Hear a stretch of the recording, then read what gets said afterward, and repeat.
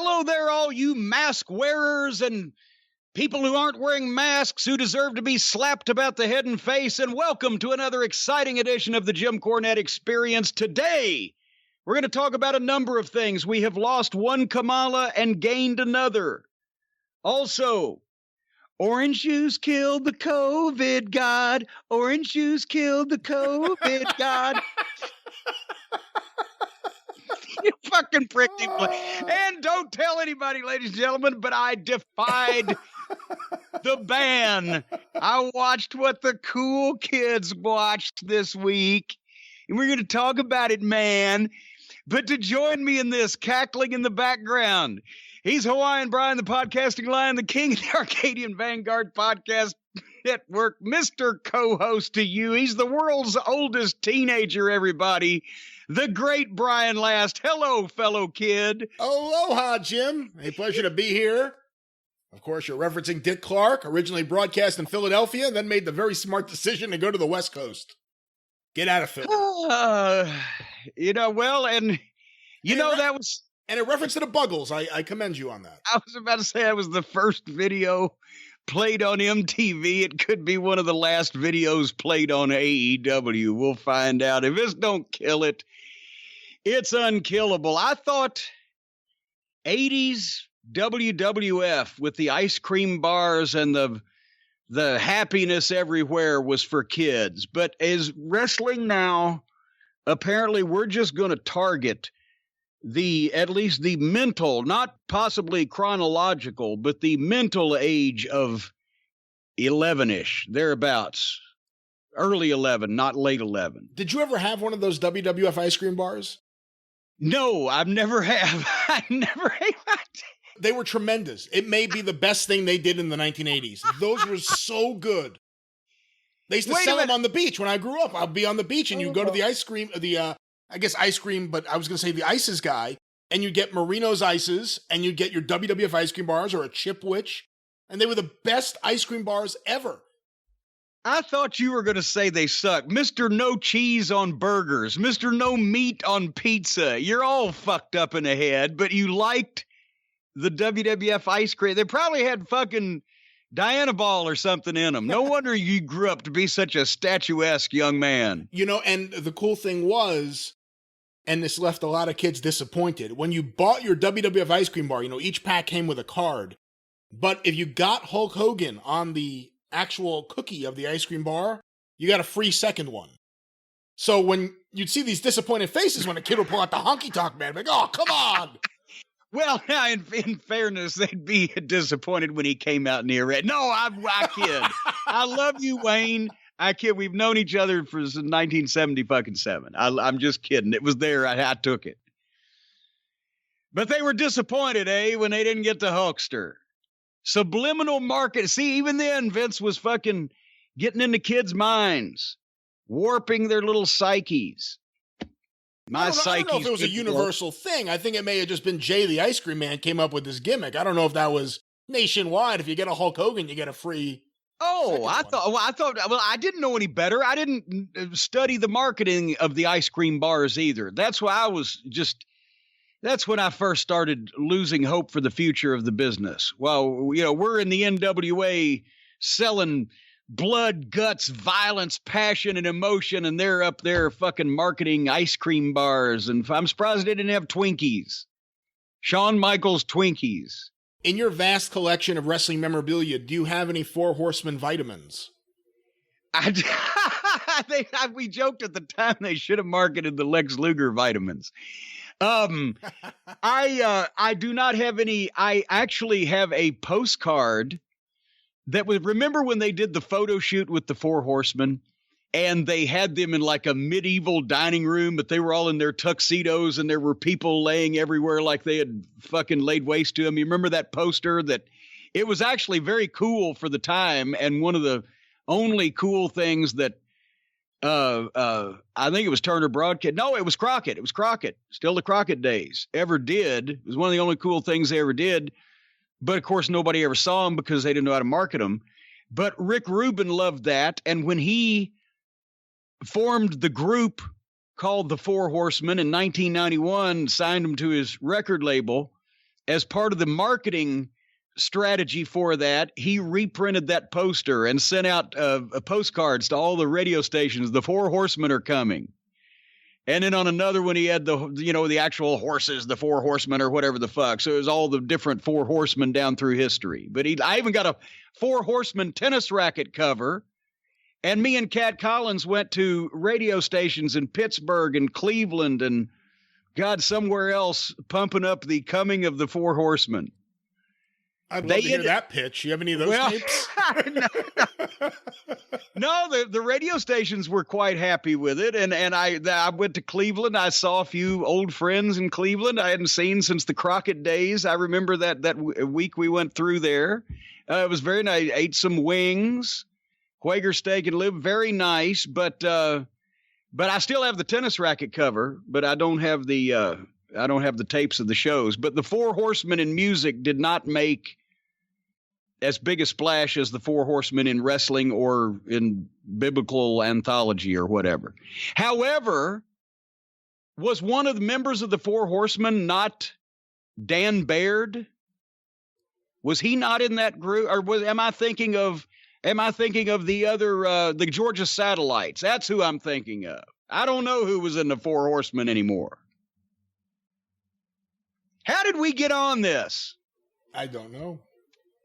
Trying to get to 8 minutes, aren't you? Let me tell you something. See,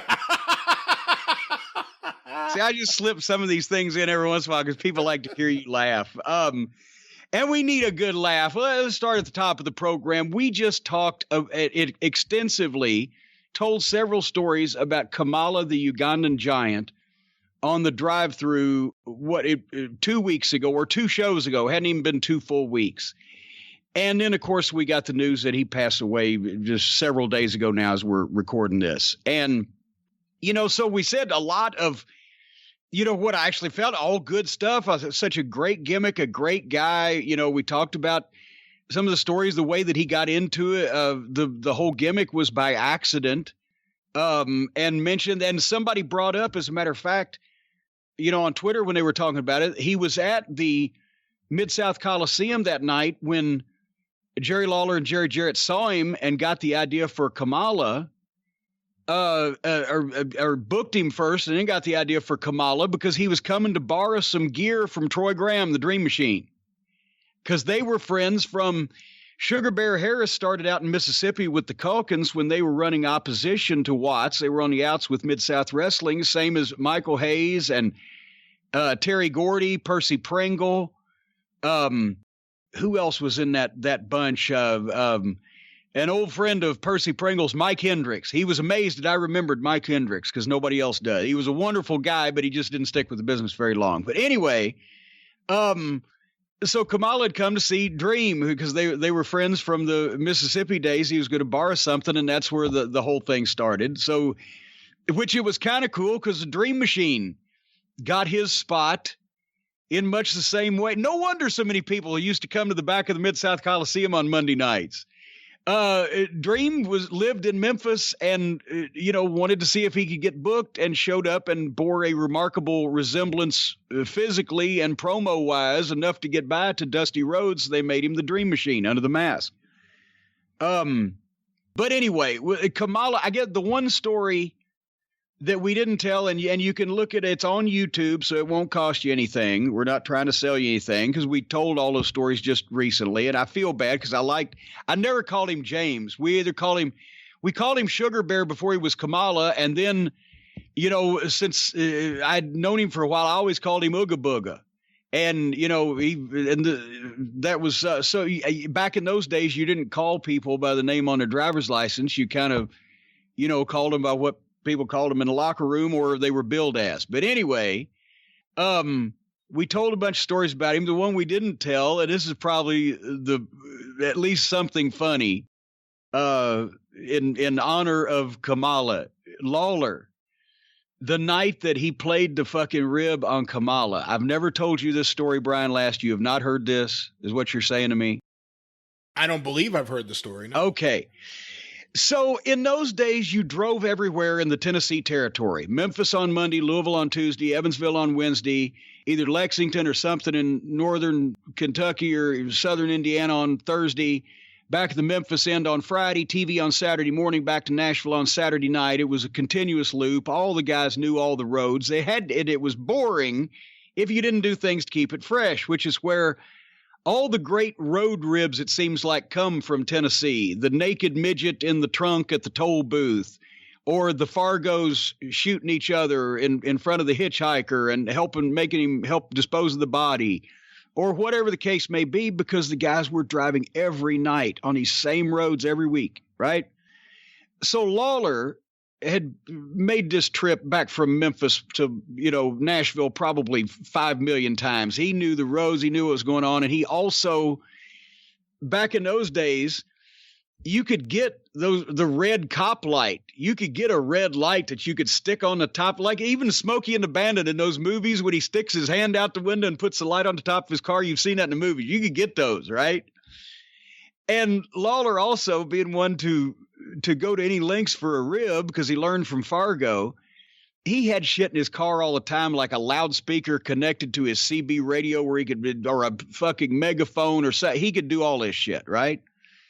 And he pulled a number of guys over in the Tennessee territory with the red cop light throughout the years. Well, now it's the middle of the night and he pulls up. I don't know, maybe Calhoun was in the car with whoever was in the car with Lawler. Kamala's riding by himself. James Harris, he's just a big old teddy bear outside the ring, but he's 6'6", he's 350 pounds, he's bald-headed, and he's a black guy in the South in the early 80s, in the middle of the night by himself. He's getting pulled over by a cop because he looks up and he sees a red light, and he's like, oh, shit. And he pulls over the side of the road.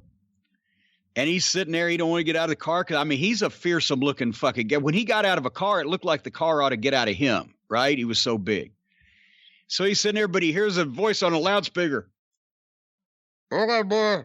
Sounds just like Sheriff Buford T. Justice, right? In the fucking Smokey and the Bandit. Okay, boy. Get out of the car, face away from me. So he gets out of the car and he's facing down, toward the road. And the cop, walk backward toward me. Don't look at me, boy. Walk backward. And he walks back. He takes some steps backwards and he's, stop right there. And then the cop comes up behind Kamala and starts patting him down. And he pats his shoulders and he pats his side around his waistband and everything, right? He pats his legs and everything, make sure he ain't got anything in his pant legs and everything. And then this cop's arm, his hand, comes right up between Kamala's legs, grabs him right around the dick. And Kamala's face goes fucking ape shit, and he's scared to turn around.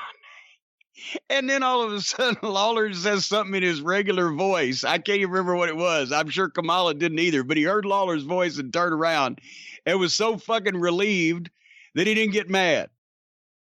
Memphis. Well, there you Memphis.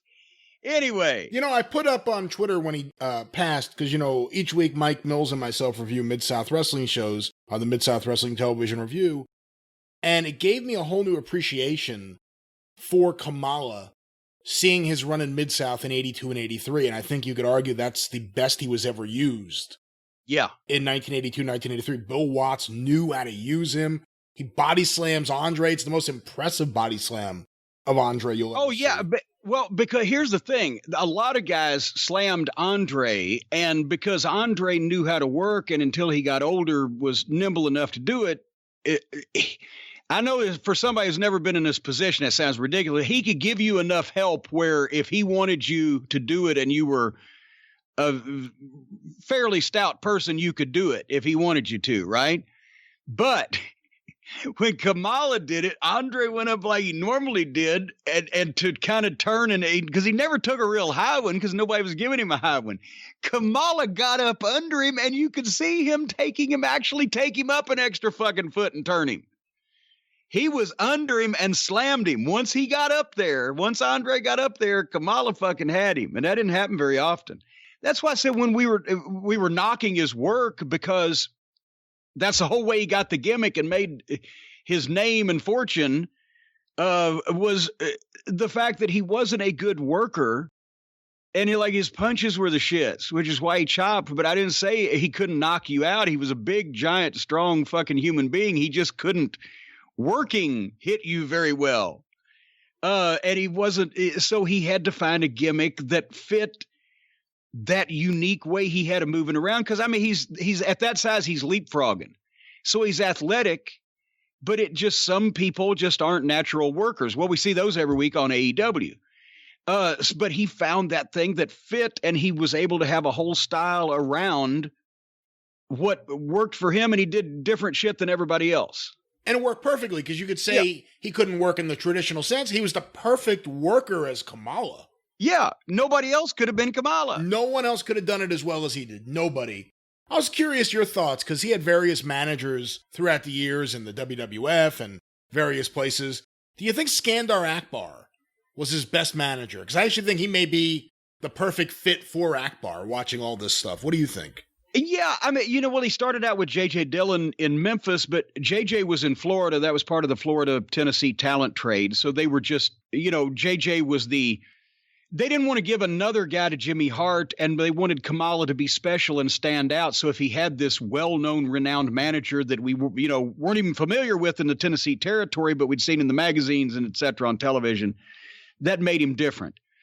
And really, that's where they gave him the Friday or Kimchi, the handler, and the beekeeper outfit, because he needed somebody to come to the ring and at least take his stuff and handle him, because you can't send a goddamn Ugandan giant that doesn't speak English and is a babbling maniac out in the people, without a handler. It wouldn't look right? It would look like, hey, King Kong, go down to the corner and get me a fucking hot dog and come back on your own. You can't do that, right?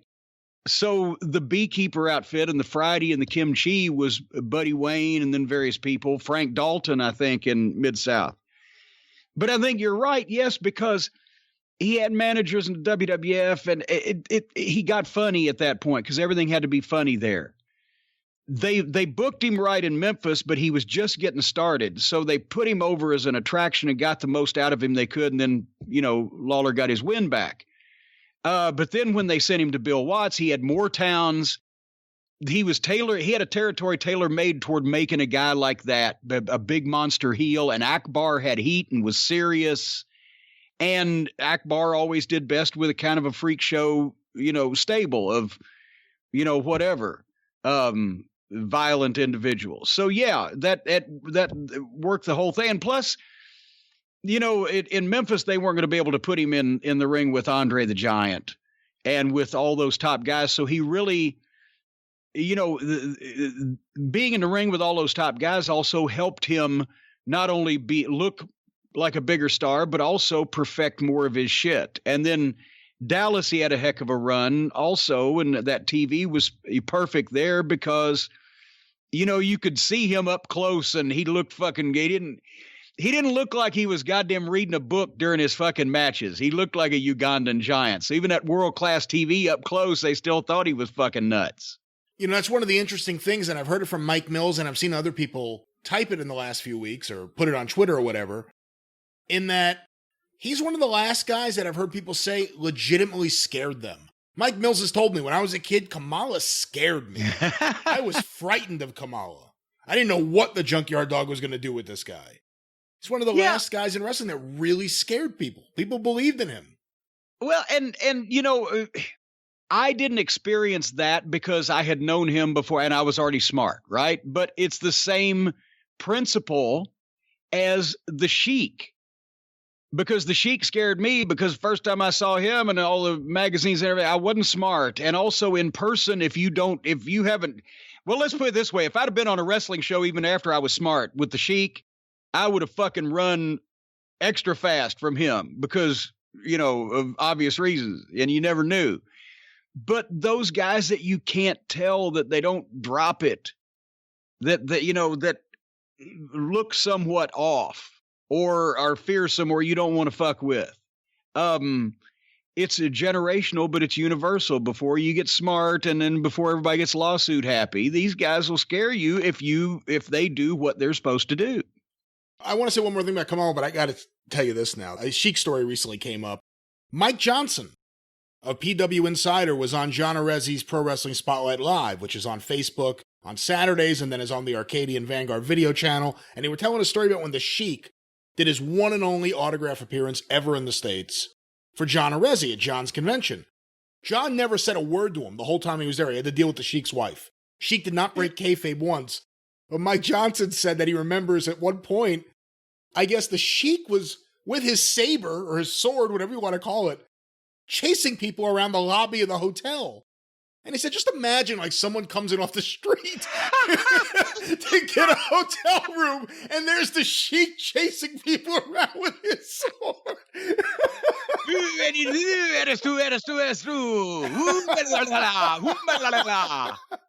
I want to say one more Kamala thing. Are you familiar with Lenny Dykstra? Baseball? Baseball, member of the 1986 world champion New York Mets.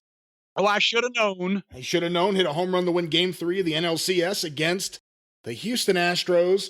Lenny tweeted out, #Kamala RIP. My condolences to his family, friends, and the Ugandan people. And then he tagged the governor of Uganda.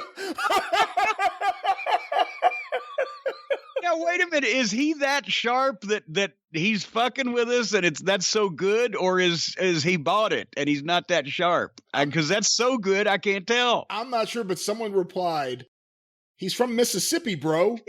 And then Lenny replied, what's your point? I'm from Orange County, California, yet the fans of the greater New York City and greater Philadelphia embraced me as one of them. Okay. He's with it. He's with it. I don't know how with it he is. Well, because, you know. Condolences to the Ugandan people. Kamala may have been from Mississippi, but the people of Uganda embraced him as one of their own. So. I'm sure they're very proud of Kamala in Uganda.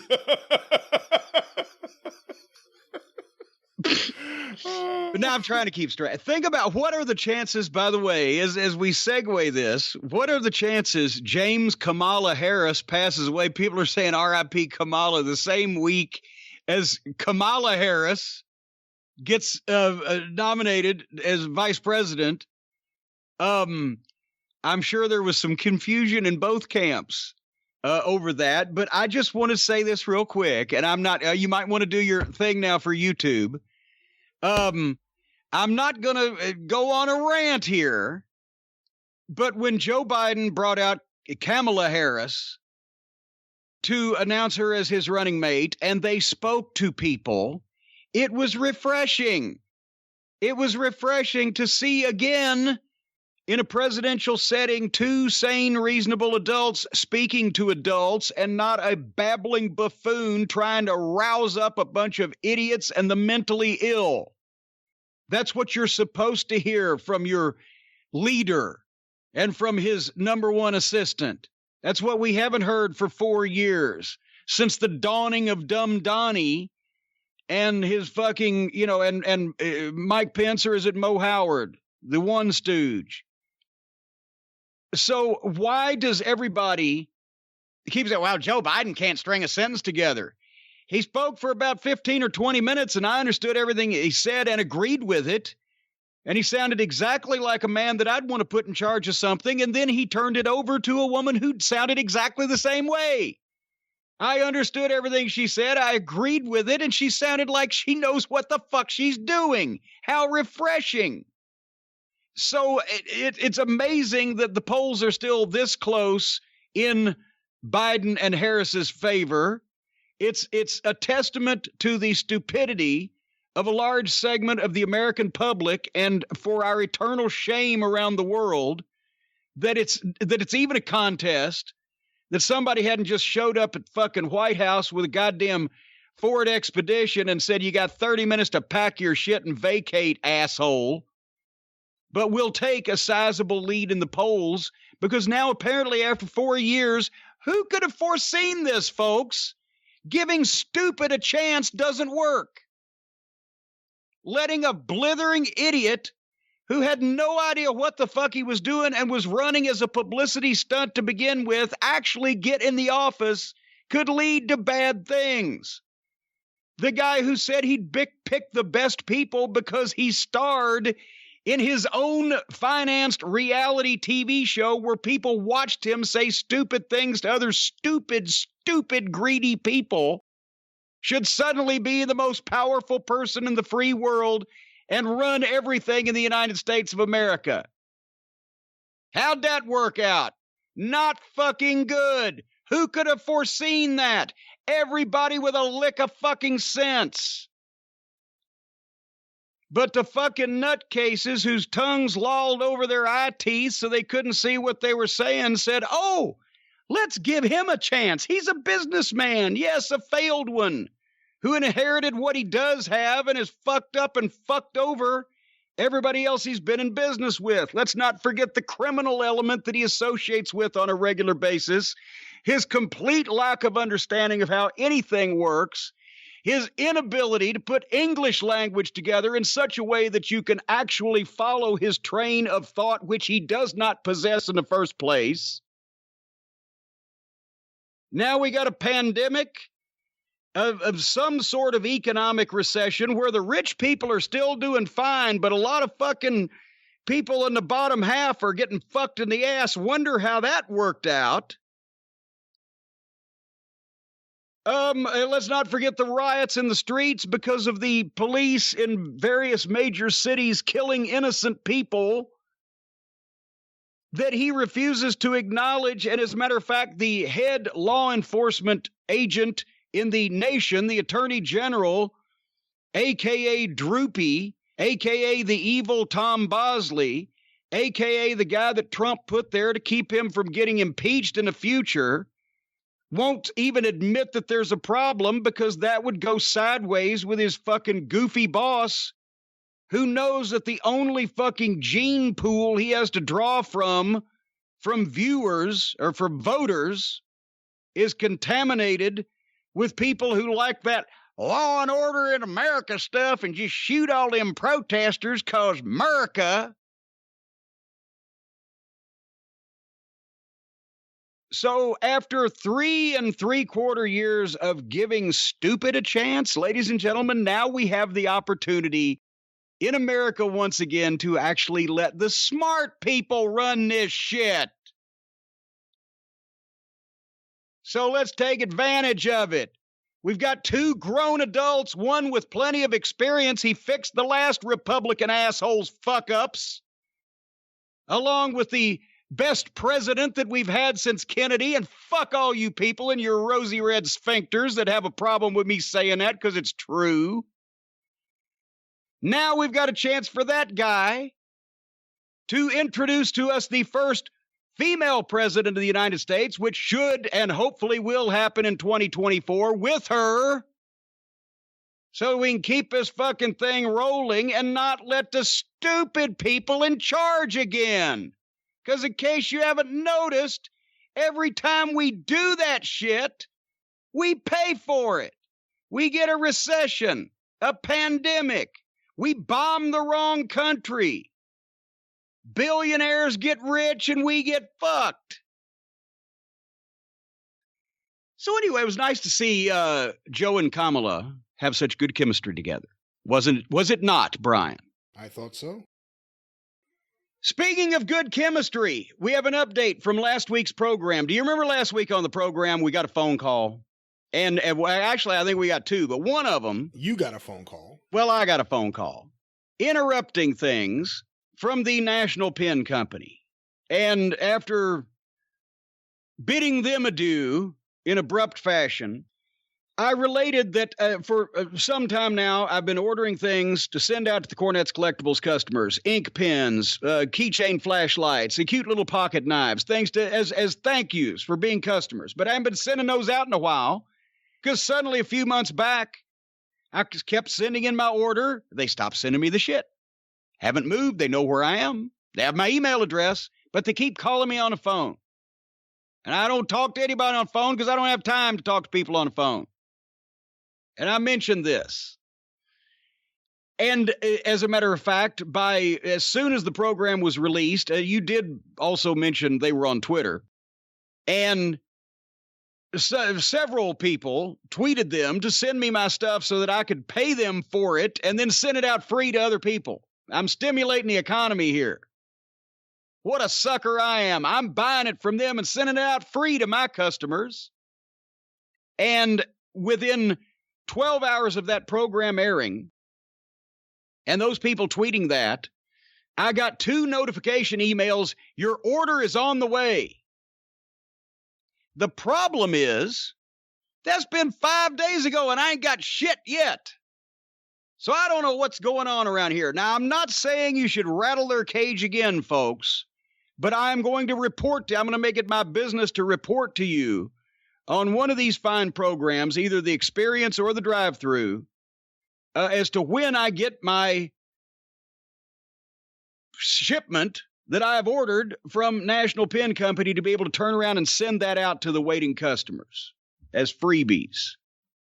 I've never had so much problem giving something away, Brian. They may ban you from future purchases. Well, apparently they already have. I keep trying to spend money with them and they won't fucking send me the shit. But anyway, folks, at JimCornette.com, the customers at Cornette's Collectibles are even extra happy these days because I've been working my fingers to the bone, and you know what you get when you do that? Bony fingers. And we've got now only about a 5 to 7 day turnaround between the time that you order and the time that I will get this shit in the mail to you.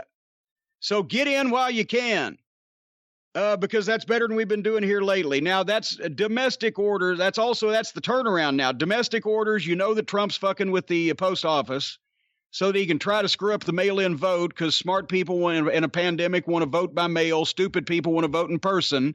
You know what his voting pool is. So therefore, allow a little extra time for the domestics once that I ship them to get there. But the internationals, I'm being honest, we're taking the international orders. Not going to exclude anybody in the cult of Cornette, but it's a crapshoot, folks.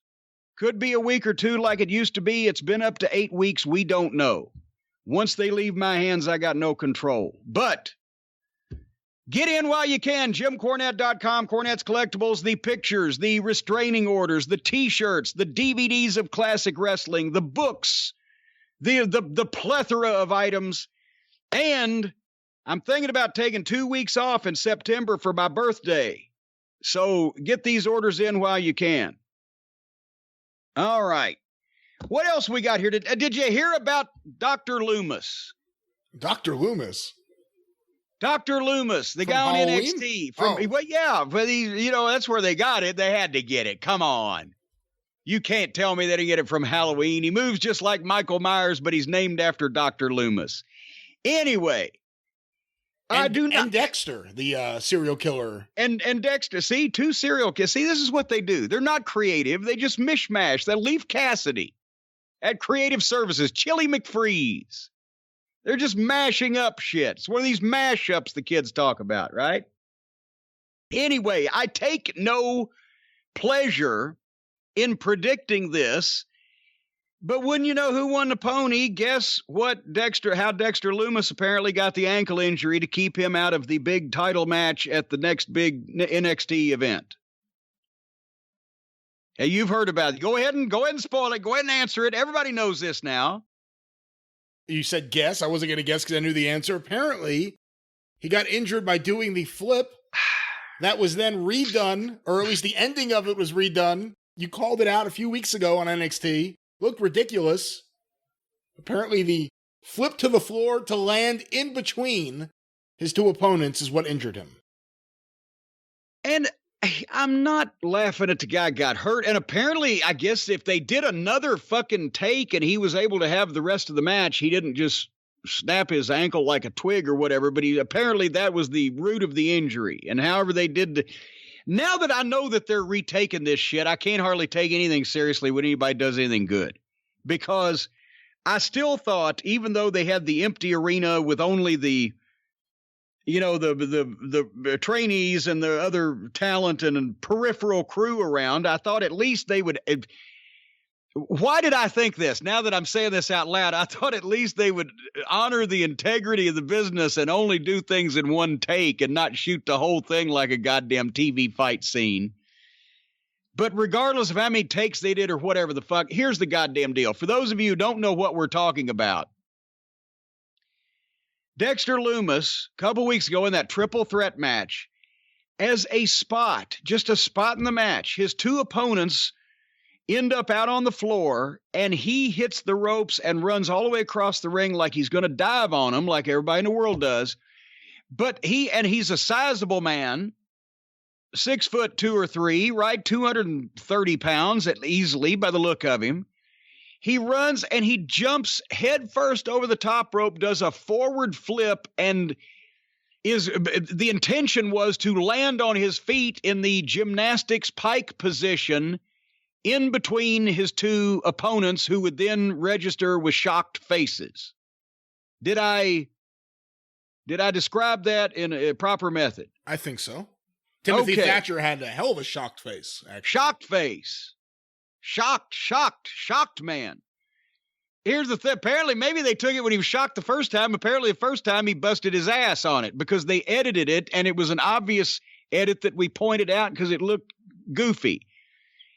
And all you saw, he didn't see him really land. You just saw the shocked faces. You saw him going to land, and then you cut to shocked faces, and in the corner of the camera, he lands suddenly. Point is, this is not Jim Cornette, the old man, shitting on everything and get off my porch and don't fuck your dog on my lawn and whatever they all say. Don't fuck your dog on my lawn? Well, is that what they say? A lot of people are saying that. I don't know. I feel if your dog wants some fucking tail, he can goddamn have it on anywhere. But, or vice versa, if you want some dog tail. But some people do say that. Anyway, the point is, it's not just get your mind out of the gutter. I'm talking about it's out of the gutter. It's on your lawn. I'm talking about a dog and a person that are in a committed relationship here, and it's none of your business what they do. Anyway, it's not just me saying fuck all the new guys and this is stupid. This is business and this is common sense. I understand guys wanting to do different things to get over. Everybody wants to get over. Want to get over on TV. Get over with the office. Get over with the booker. Get over with the writers, the creative team. Get over with the fans. Get over so I can get on TV more, so I can get over more. Everybody wants to get over. And to get over, you have to do different things and things that other people don't do. And you have to look impressive and make an impression. And that's why they call it impressive, because you make an impression. An impression is something that sticks with people and they remember. Here's the problem with that. Try to work to get over smart, not so hard. The risk-reward ratio of something like that for that spot in an empty arena television match, if he had nailed it and the camera had not cut through the whole thing and you saw he obviously did it, you would have said, wow, holy shit, that was a heck of a flip. But the whole idea was not for him to wipe out his opponents or make some dramatic state. It was just to flip and stand in the middle of them to freak them out. And for that, he dove headfirst toward a concrete surface, padded, and risked blowing out his knees, his ankles, his fucking crotch, whatever you could blow out.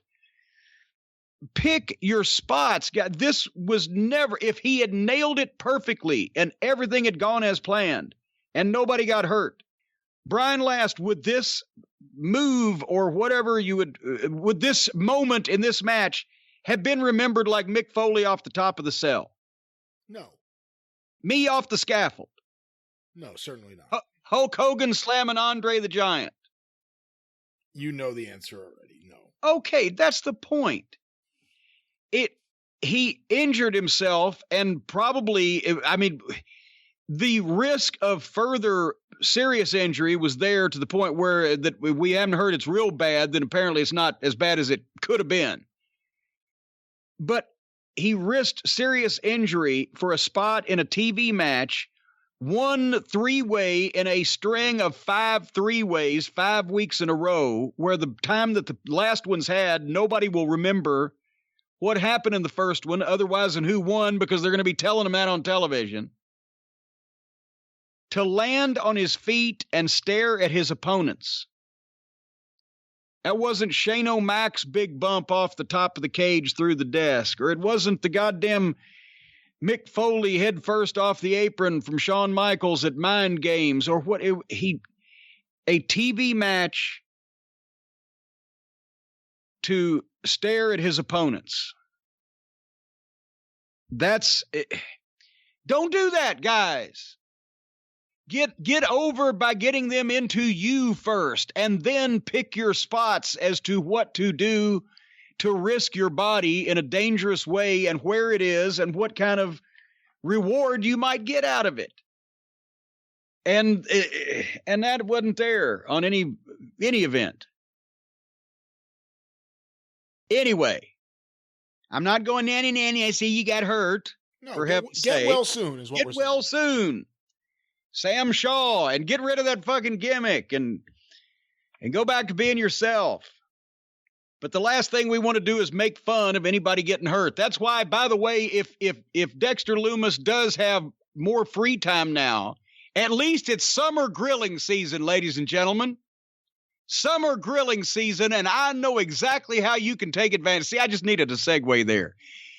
Our friends at Omaha Steaks are offering a steakhouse grilling package with a limited time offer just for my listeners. Folks, go to omahasteaks.com, enter the code JCE into the search bar, and this week, Omaha Steaks is going to add 4 burgers and 4 gourmet jumbo franks free with your order.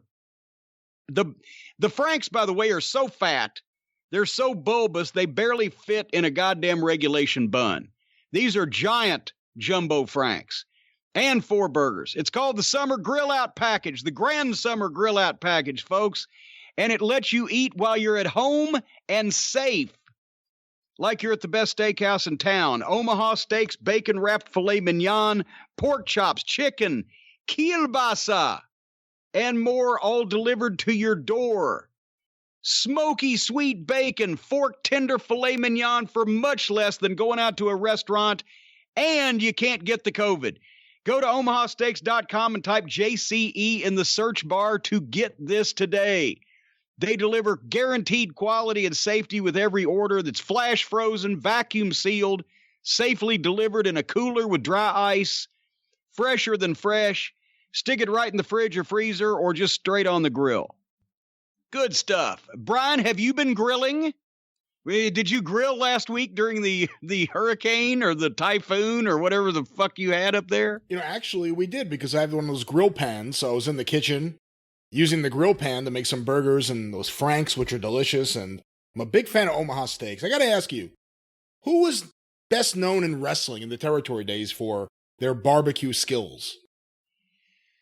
Well, I tell you what, to be honest, most of the full-time guys, I don't remember getting any barbecue except when we stopped on the side of the road because we worked 7 days a week for fucking 5 years. But Dick Murdoch used to have the guys out for all kinds of steaks and stuff every time that they came to Amarillo. And the one time that while he was working with us and in town that I got a chance to fucking go, we were at Amarillo that night, and I had the fucking shits, had caught something off the airplane food and was puking in the hotel room. So I guess it wouldn't be Dick Murdoch, is what you're saying. No, I didn't get to go. Oh, okay. You go to the no, because I had the bad plane food on the way out to Amarillo. But he used to have the guys over when he was out there for barbecue. But I'm trying to think. What about Harley Race? Harley Race was known for his hospitality. I don't know. I never had Harley's barbecue, so I don't know whether it was good or they just said it was good because it was Harley and they didn't want to fucking piss him off. I don't know. I have no answer for this. That may have been why Humphrey was so happy to drive with Harley, was his barbecue skills. No, it was more like his hose skills. I mean the garden hose. The garden hose. Get your head out of the gutter. Yeah. Speaking of having a head in the gutter, have you heard about this? The latest exploits of the bad boy of wrestling. Who's that? Well, do you know? It's our friend Jelly Nutella. He's not a bad boy. The bad boy. It says so on everything that he writes himself in quotation marks, the bad boy. He apparently, it came out on Twitter this past week. He's not one of these goofs that's these gutless cretins that are quitting Twitter because everybody's getting on him about being stupid. He likes people getting on him about being stupid. That's why he acts so stupid. But he doesn't like being called jelly. And I think he's working his own angle, is what it is. It's like, don't say USA, don't call me jelly. It was announced on his Twitter account that he has turned his Twitter account over to a social media team, and they are tracking down and eliminating, getting banned or run off all the rogue Twitter accounts that are slandering him and calling him things like jelly. And Brian, I know you made the statement to me in private that you believe that was false. You don't really think that he got his own social media team to handle his Twitter. No, again, like I said last time we talked about this, he is someone who looks to Twitter to validate his existence. I can't imagine him not living with the attention he gets on Twitter. I think this is just his own little angle that he's working to try to get people talking. No, it's not. I have on very good authority that he did turn his Twitter account over to his social media team. He walked right up those stairs, right into that kitchen, and he said, "Mom, a lot of these people on here are calling me jelly, and I'm a bad boy." And that's right, you are a bad boy. As a matter of fact, you've been a disappointment to me ever since you were born. You're now 31 years old. Why don't you get the fuck out of my basement? That's what she said to him. But then he further said, "Would you take my Twitter and tell them not to call me jelly?" So somebody did say, well, that's the only reason that people talk about him on Twitter is to make fun out of him. So if he doesn't want people to make fun of him, then they won't talk about him at all, which is the opposite of what he wants. But I think that the problem has become that she should have spanked him when he was 6, 7, 8, 9, 10, not when he's 29, 30, and 31. And she's probably taken his phone away because he's on timeout, and he's sitting in the corner on his little chair when he's sucking his little thumb or whatever it is he likes to suck these days. But I think if when mommy gives him his phone back, if he promises to be nice, then maybe we can all let him play again. But I think we ought to just ignore him, because that's the worst thing for him is ignore a goof like that, because he doesn't care if people think he's a goof, because he knows he's a goof. At least he knows he's a goof. There's something to be said for that. But can you don't say USA, don't call me jelly. It's just he's so fun. He's so fun to talk about. But anyway, you know what, Brian? You know what jelly ought to have mom get him for Christmas? A blow-up doll? No, well, I'm sure he's already got one of those. That's probably why he's constantly out of breath and it looks like he's constipated when he's on his way to the ring, because he's so blowed up from blowing up his inflatable date. An encyclopedia set. Well, no, and see, also, here's the thing. When you think about this, every time he leaves home, he has to let the air out of his girlfriend and stick her under the bed so that his mom won't find her. And then he has to come back home and blow her up again. And that's got to get tiring. But you'd think he'd have better cardio doing all that. Anyway, I'll tell you exactly what mom ought to get jelly for Christmas. And you can even get your family members something similar to it. PaintYourLife.com. Mom Nutella could get her little boy Jelly a portrait, a painting of him with all of his favorite wrestlers, whether it be Ric Flair or Lou Thez or Buddy Rock, all the people that he would never get to meet and would never give him the time of day he can be in a portrait with. A nice painting by a world-class artist. Maybe just him and Tony Khan drinking White Claws. While the rest of the locker room snickers.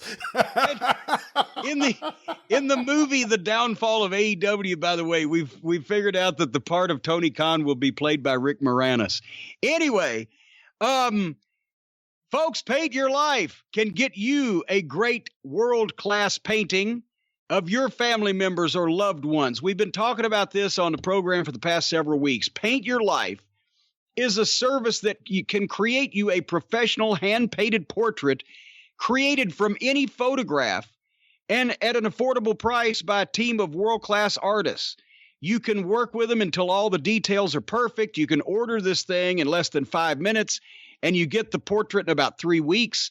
But it can be your kids, your family, a special place, one of your favorite pets, or you can combine pictures into one painting. So if all the members of the family were not in the same place or even alive in the same era, you can send pictures and they can be combined. So whether it's a birthday gift, anniversary gift, wedding gift, Christmas is coming up, whatever, this is something that's really cool. And nobody else in the family can get your family members something like this because, well, I guess they'd be really sneaky if they were snooping into your family pictures. But anyway, nevertheless, if you go to paintyourlife.com, there's no risk. If you don't love the final painting, your money is refunded, guaranteed. And if you're a member of the Cult of Cornette and within the sound of my voice, as a limited time offer, you can get 20% off your painting, 20% off, and free shipping if you text the word DRIVE, D-R-I-V-E, to 64,000. That's 64 with 3 zeros behind it. For those writing quickly, text DRIVE to 64,000. Get 20% off the painting and free shipping. Paintyourlife.com. With the folks at Paint Your Life, you can celebrate the moments that matter most. You can even have a picture painted of Dexter Loomis landing, sticking that thing in a perfect pike position, right in between his two befuddled opponents. No one will ever know that he fumbled it. With the great world-class artists at paintyourlife.com, he'll be standing there smiling. They can paint anything. They can paint your house, Brian Last. Oh, I didn't know that was one of the services they were offering. That's their next service coming out after paintyourlife.com. They're going to open up paintyourhouse.com. And they can paint your house to look like any other house ever. That just show them a picture. Really? And they will paint. So fascinating. I'm getting a castle repainted to look like fucking Buckingham Palace. So you would but that's just me. From Transylvania. I'm surprised you went with Buckingham Palace. Well, I'm trying to stay up with the neighbors, and they got a water feature recently. So, anyway, what are you doing this week before we talk about my controversy with the COVID god? Paint your life with wrestling history this week on the Arcadian Vanguard Podcast Network. Get more information about all shows on Twitter at Superpodcast or on Facebook, facebook.com/Arcadian Vanguard. A few notes. This week on Breaking Kayfabe with Baldwin and Barry, the boys review one of the underrated matches of the 1990s, the Steiner Brothers versus the Hart Brothers and the World Wrestling Federation, as well as have a talk about Kamala. Hear it today at baldwinpod.com, available wherever you find your favorite podcasts. This week on the Super Studcast, available for patrons of Ron Fuller's Studcast. This is one you would like, Jim. The Tennessee Stud sits down with Jerry the King Lawler. A fascinating discussion about the Welch family, the Tennessee Territory, Memphis Wrestling, Andy Kaufman, and so much more. Did they get into when Jerry Jarrett sent Lawler to Atlanta because he didn't want to go to fucking East Tennessee on the weekends? Well, actually, I don't think it was Atlanta. Was it Florida? Or Florida. And then he came back through Atlanta. He stopped off on the way back. That's right. Well, there's a lot of stuff they go into, and this is just really the early years. They don't even get into the World Wrestling Federation that much or anything else. So if you're into wrestling history, Memphis wrestling history, Southern wrestling history, check this out today. The King and the Tennessee Stud. And that's at patreon.com/studcast. Check it out today. And of course, Ron Fuller Studcast at fullerpod.com are available wherever you find your favorite podcast. They are right now in 1976, reviewing Southeastern wrestling, telling you what's going on in the territory, as well as giving history lessons. Right now, it's the Tennessee Stud versus world champion Terry Funk and the Great Mephisto, lighting things up, quite literally. Check that out today, fullerpod.com.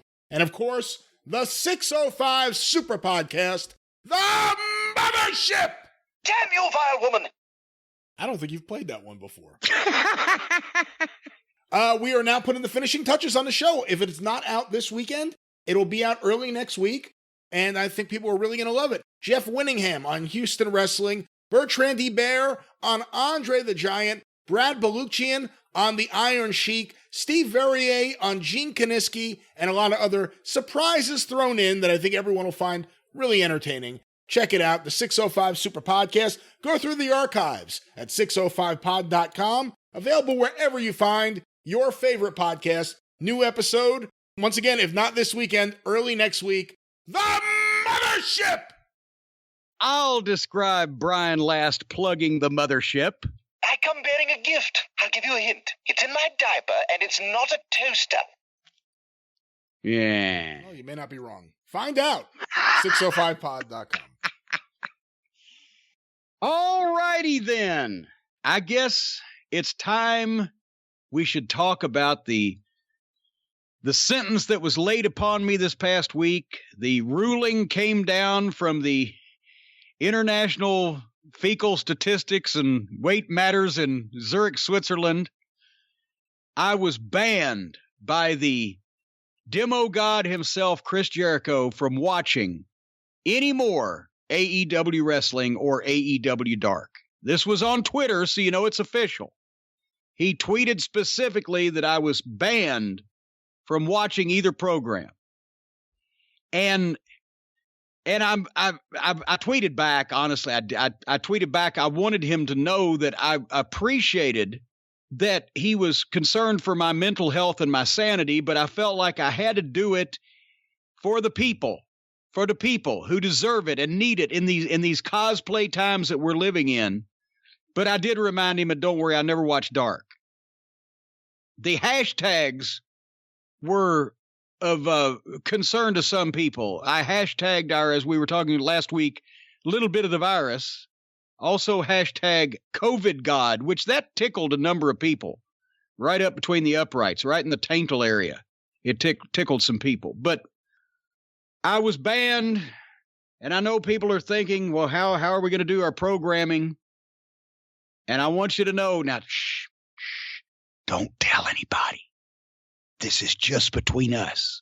Brian knows this, and the only other people that are going to find out about this are the people that are listening to the show right now. If you don't tell anybody, they won't know. But I snuck downstairs. I peeked out the curtains to make sure nobody was around. I closed them. I turned all the lights off in the room. I turned the TV on, but I even turned the brightness down so it wasn't too bright. And Brian, you know what I did? I watched the show. I don't know what Chris Jericho will say about that. Well, he's not going to find out because nobody's going to tell him. I've just prefaced everybody to not say anything. You know, I saw people responding to his tweet. A lot of people responded to both of our tweets. I saw people responding, it's about time. It's about that'll show him. It's about time. I was sick of him watching that show and having all those things to say. Well, thank goodness we don't have to. Like it was something that was enforceable. They took it seriously, which I guess, actually, when you think about it, people of a mental age who will watch this programming would take something like that seriously. However, we won't ban you from listening to the show, Chris, but throughout the day, maybe someone should cut you off. Well, his wife already did that. No, that's a Rodney Dangerfield line. I tell you, my wife cut me down to twice a week. That's okay. I know some guys she cut out entirely. But no, in all seriousness, there are two schools of thought on this because obviously Chris knows that he does not have the power to officially ban me from watching the cable broadcasts that are beamed into my own home. But there's two schools of thought. And the first one, Brian, was one that you subscribe to this. You have preferred, not P-R-E-F-E-R, prefer as in like, but proffered, P-R-O-F-F-E-R as in promoted or brought forth with the theory that he was deflecting from his current controversy, which I brought the people back to when I mentioned a little bit of the virus, COVID God.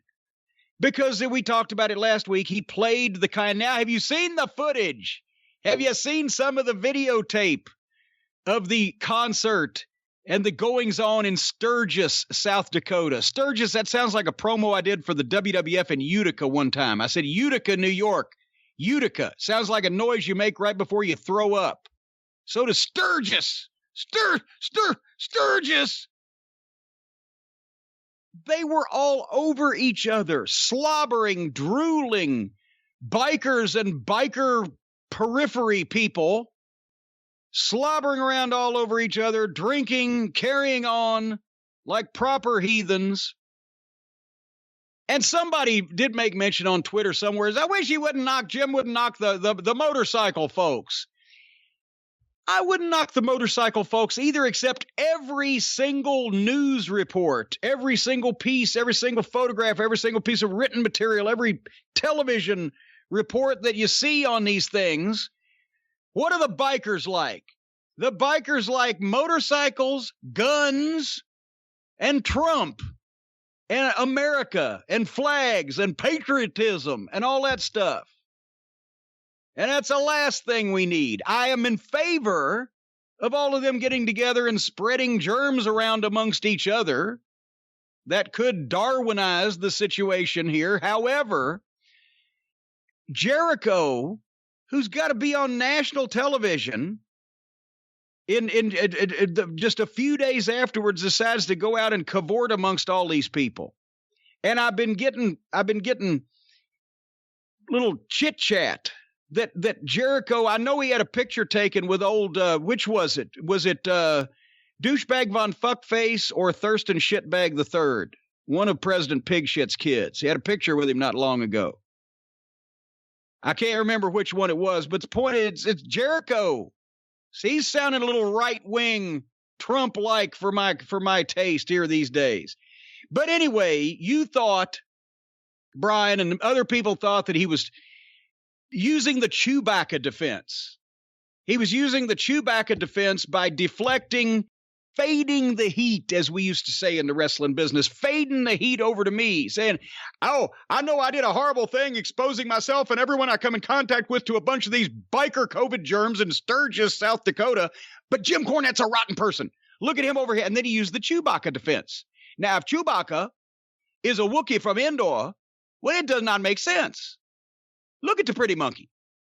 And he shined a flashlight on the wall, and some people went to me instead of him. That's your theory, is it not, Great Brian Last? Oh, yeah. My theory is Jericho, rightly so, is getting killed by everyone for the irresponsible decision to have his band play several shows, including the Sturgis motorcycle rally, where despite them saying we played only half capacity and despite there being masks given out at the door, you could see the footage, you could see the photos. It was an incredibly irresponsible decision by Chris Jericho. If I was Tony Khan, I wouldn't have let him show up this past week. I would have told him to sit at home for a couple weeks because of that. But he was getting killed everywhere. That's why all of a sudden, out of nowhere, it became... Out of nowhere? It became Jim Cornette is banned! Get out of here. Irresponsibility from the Ayatollah of Rock and Rona. I'm becoming infected with COVID in my bloodstream. I'm becoming. But see, that's one way to look at it. Judas in his lungs. Judas in his lungs.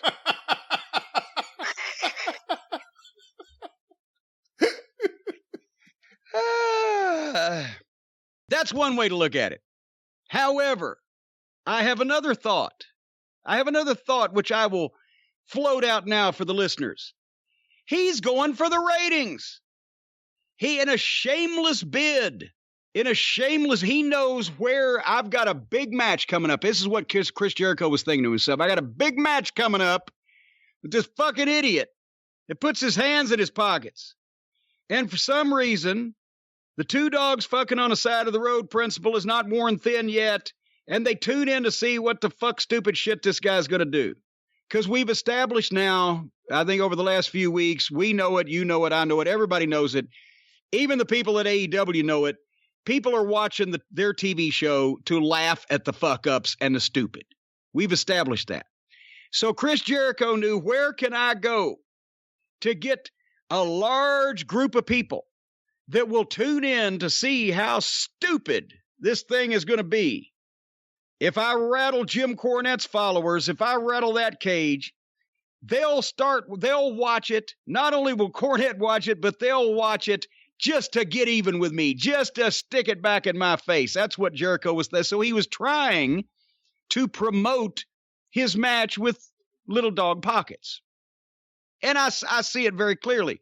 He may be the demo god, but he was going to the ratings god, Jim Cornette, because I don't just stick to a demographic. No, my appeal is far and wide. My appeal is broad. My appeal covers the globe like a shroud, actually more like a comforting blanket. My voice and the reach of my voice and the power of my thoughts covers the globe like a comforting blanket.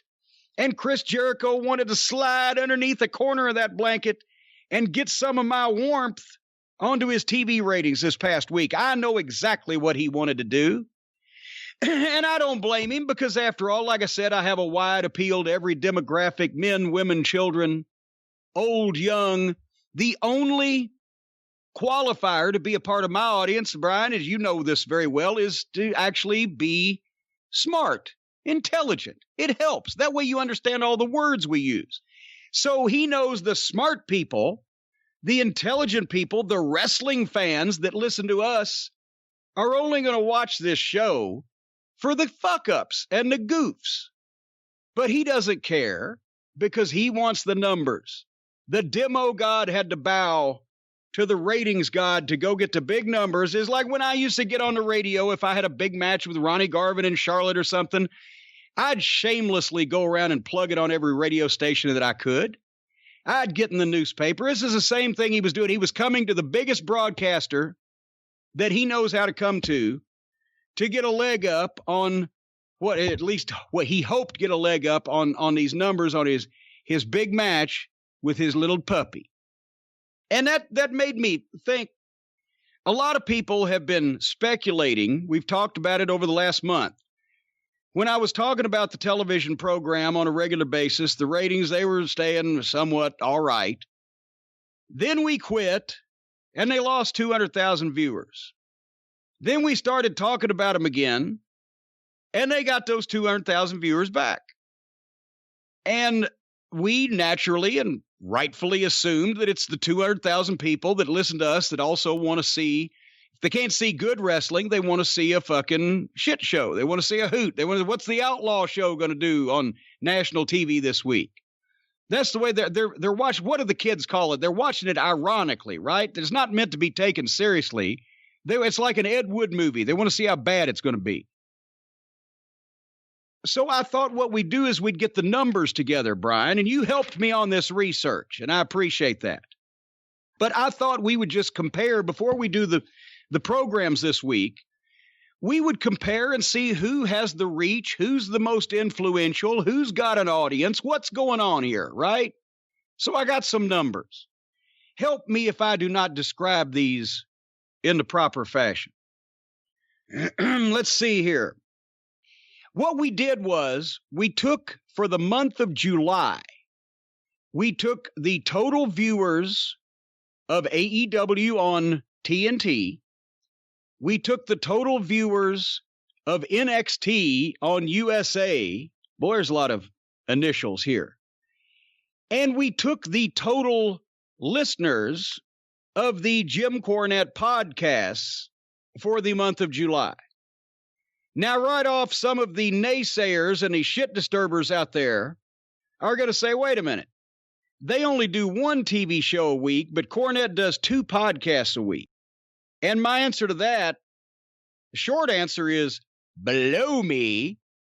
But the long answer is, yeah, motherfucker, you're right. But also, I'm sitting here in my own home with a pair of headphones on, talking into a microphone on Skype to Brian Last. These other 2 fucking entities are national television productions with a production crew and a cast of wrestlers numbering in the hundreds. So fuck you, I get the handicap of having 2 shows per week because the fucking production budget is markedly different. Would you not agree, Brian Last? I guess I will agree to that. The production budget is certainly different. Yes. Certainly there's a disparity. Our production budget is 0.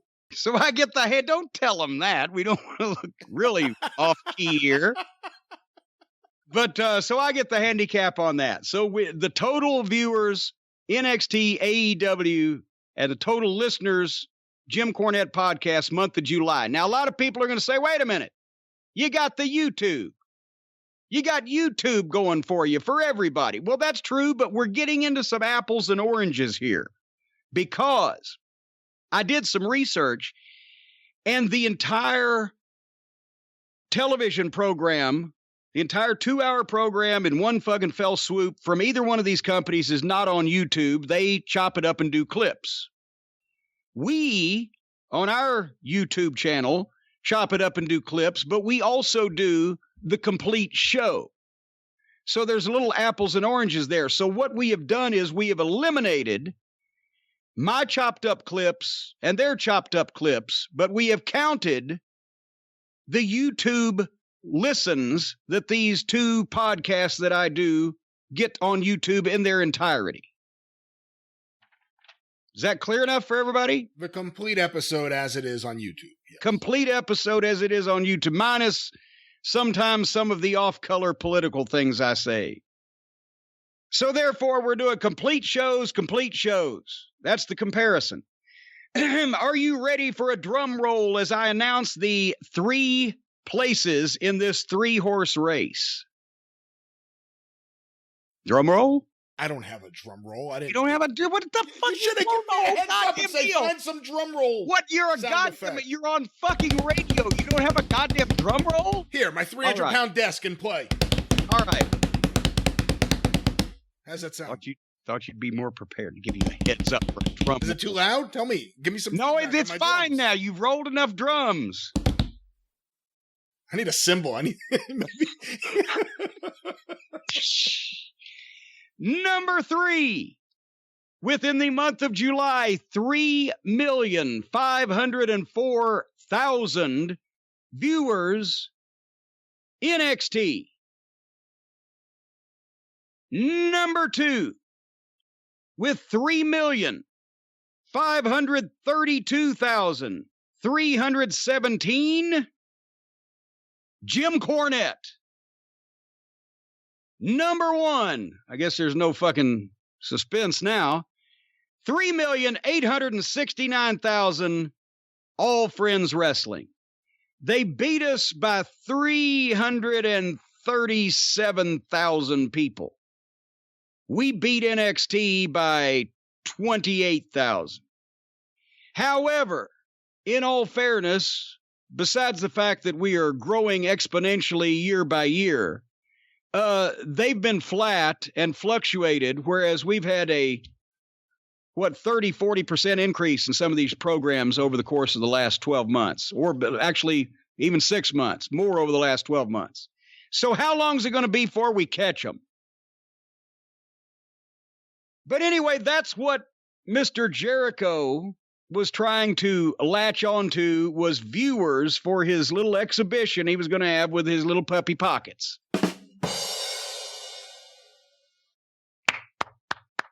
You know what? Hold on here 1 second. Hold on here just 1 second. Let me find some.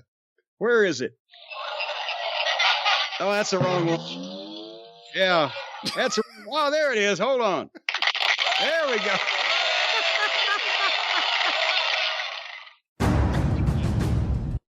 Oh, that's a little much. It is. Good heavens. Wait a minute. I'm just looking at their drum sound effects. All right. Well, at least we're in the proper mood to review these programs.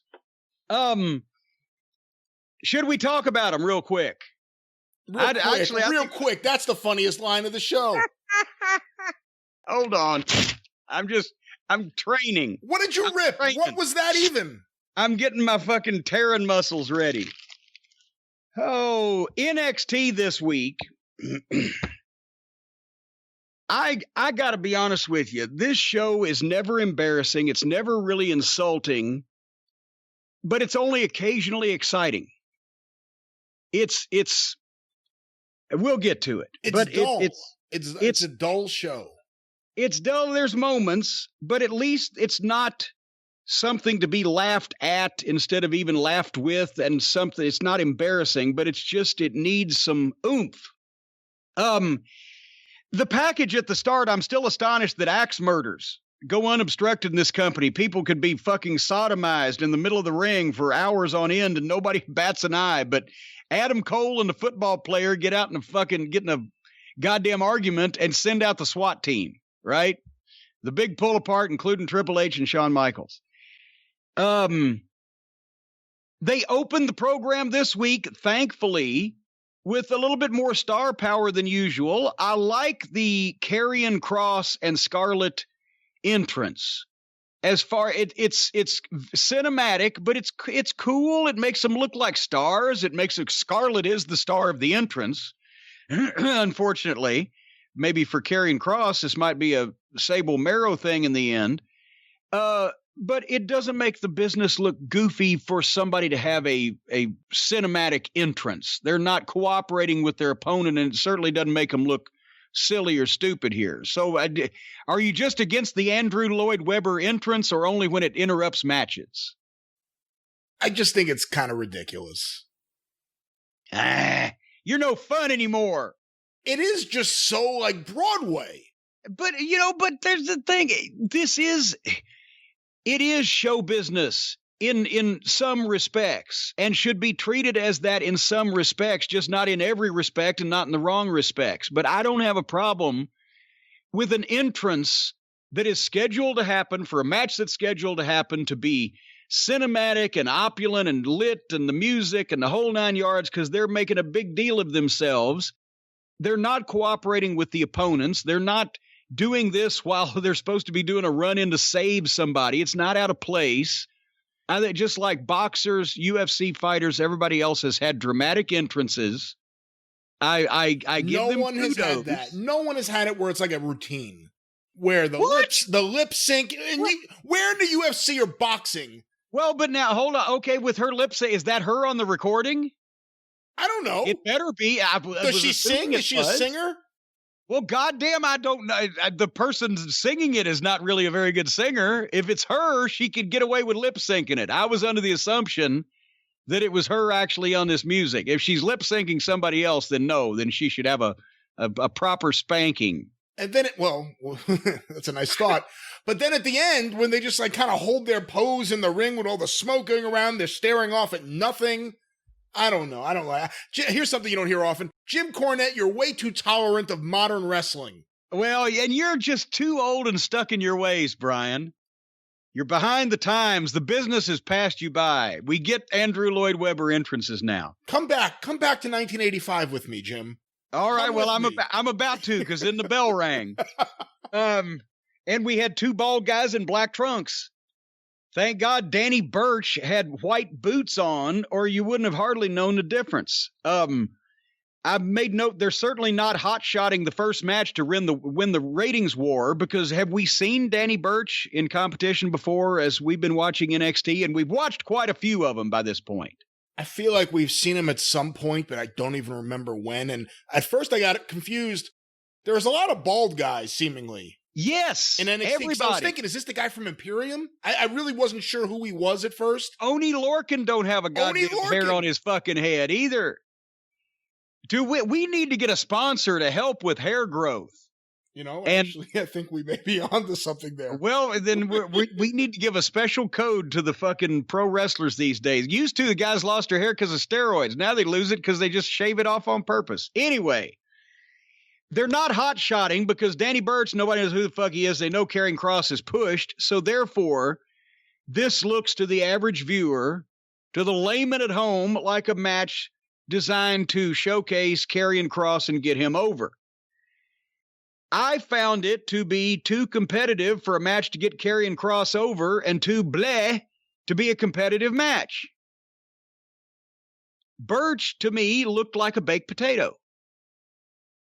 They did a lot. He gave Danny Burch a great match, but I don't know if it was the spot to give Danny Burch a great match. If they wanted to have Karrion Kross in a really competitive match, they should have booked one of their other 89 people they have under contract, or he should have won with his sleeper quicker than he did and with less trouble to look like a fucking beast going into the goddamn big blow off. Whatever the stipulations are for their title. Let's see, they have 5 weeks of 3-ways, and the winners of the 3-ways go into the ladder match, 5-way for the title, except that now, because the guy hurt himself doing his own flip, they're having the people who were never pinned or submitted have a special 3-way match to fill the fucking vacant spot in the 5-way. So you can see we need to keep the integrity here of this chain of command. Anyway, the match was there. Before we get to Keith Lee, any comments on your part on the match? It was just a match. You know, it was nice to see Karrion Kross have a match. I think beyond my personal distaste for the entrance and some goofy facials, he has a ton of potential, that guy. Yeah, he's a puppy with big paws, but it was a Wednesday, a day like any other day. They left the Performance Center for the show in Decay.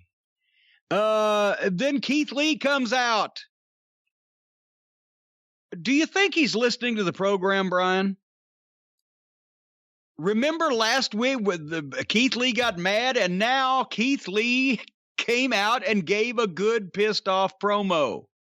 This, to me, sounded like, get your bitch ass in here or sign your bitch ass to this contract. That sounded to me like Keith Lee's promo groove.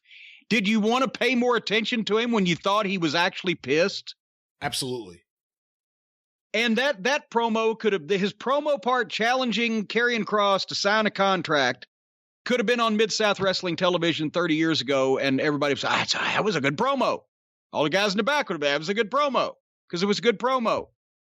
He didn't beat around the bush and be fucking verbose about it.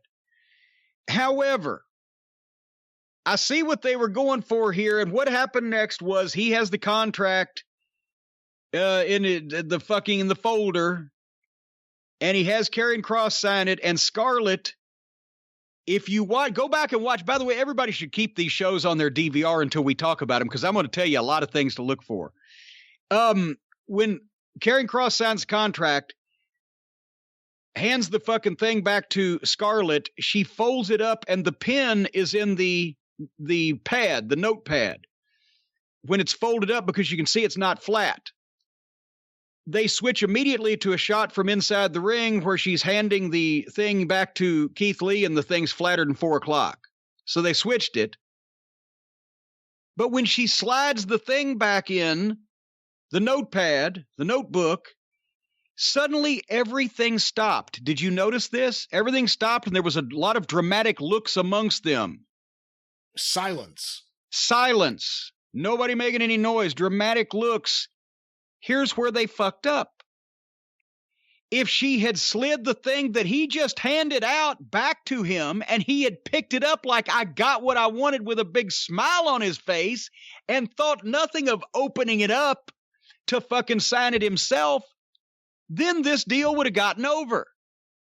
But instead, when he did finally, she shoves it back in. There's a shot of it on the fucking ground. They're looking at each other. They're silent forever. There's tension. It created in people's minds a tension on the notepad. Did it not? In your head, you thought, wait, there's something going on with the notepad. I thought something was going on, yeah. Because there was so much of nothing going on around it but tension. There shouldn't have been tension there. It gave away the deal. It was an angle alert. Keith Lee opens the folder, and a fireball emerges with an added sound effect, by the way. They don't make that noise. There was an added sound effect to the fireball. And he immediately sells his fucking face and takes a bump. As I mentioned, without the long, drawn-out milk that inadvertently, whether they meant to or not, gave people time to pay attention to, or somehow drew their attention to, the folder. If it had come from nowhere, but they got the camera shot, it would have been a big pop and a big surprise, and holy shit. But as it was, I was expecting something to go on with the fucking book because of the way they presented it. And so at any rate, that they gave their angle alert, but it doesn't matter with what happened next, because here next They not only stayed on Keith Lee's injury, in quotation marks, too long, they stayed on it ridiculously long. And the bad acting by the referees and the fake medical personnel, too long. He wasn't burned. You could see that. They were talking about his eyes. Well, if a fireball erupts in your fucking face and it doesn't burn your skin, how's it going to blind you? They're putting the towel over his face and they're mashing it onto the burn or where the burn would have been, which is not what you do. I will explain, and everybody can go back and watch the territory days when people got burned with the fireball, the Sheik, me with Ronnie Garvin, whatever. Here's why the towel is done. The towel is done because, boom, once that fireball comes out of nowhere and sets a guy's face on fire, he fucking sets his chest, whatever the fuck you burn, the guy goes down and he's screaming in pain and he's rolling around and he's covering it up, and immediately everybody gets there and they're in a mass panic. Oh my gosh, and you cover the guy's fucking face up with a towel. That's not what you would do medically. That's what you would do to show everybody when you're getting him from the ring to the fucking locker room. You don't want people to see he's not fucking burned. So you do it quick and you run the fuck out of there before they have time to think, well, that's not what you would fucking do, because they didn't know anybody was going to get burned until 30 seconds ago. Then the chaos is around him, not him himself. You don't even see him. The angle where we burned Garvin, once they put the towel on and they hustled him to the back, then you saw Jimmy Garvin bust into the fucking heel locker room and attack me. Then you saw him goddamn run back in the car, and Garvin is already in the back seat, or you see him from a long shot. You don't see what the fuck's going on in the car tearing out and everybody else talking about it. The chaos is around the guy, not the guy. You don't see him because that way your imagination thinks, my God, he's been burned to death. If you see him walking around like Keith Lee was with people saying things they wouldn't say and doing things they wouldn't do if this was a shoot, you're not putting more attention on it. You're taking impact away from it. Make all the goddamn chaos without ever even seeing the guy. If they'd have gone back in the back with the camera and you'd have seen the fucking door slam behind Keith Lee and a bunch of people run into the room, concerned, somebody run out. Can we get something, whatever the fucking burn medicine is? Can we get some goddamn Vaseline? Somebody bringing something in a goddamn jug. Here's the disinfectant.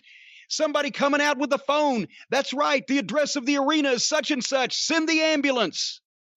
And everybody's running around like fucking crazy. And we'll come back and check on this later, folks. Obviously, Keith Lee is in danger.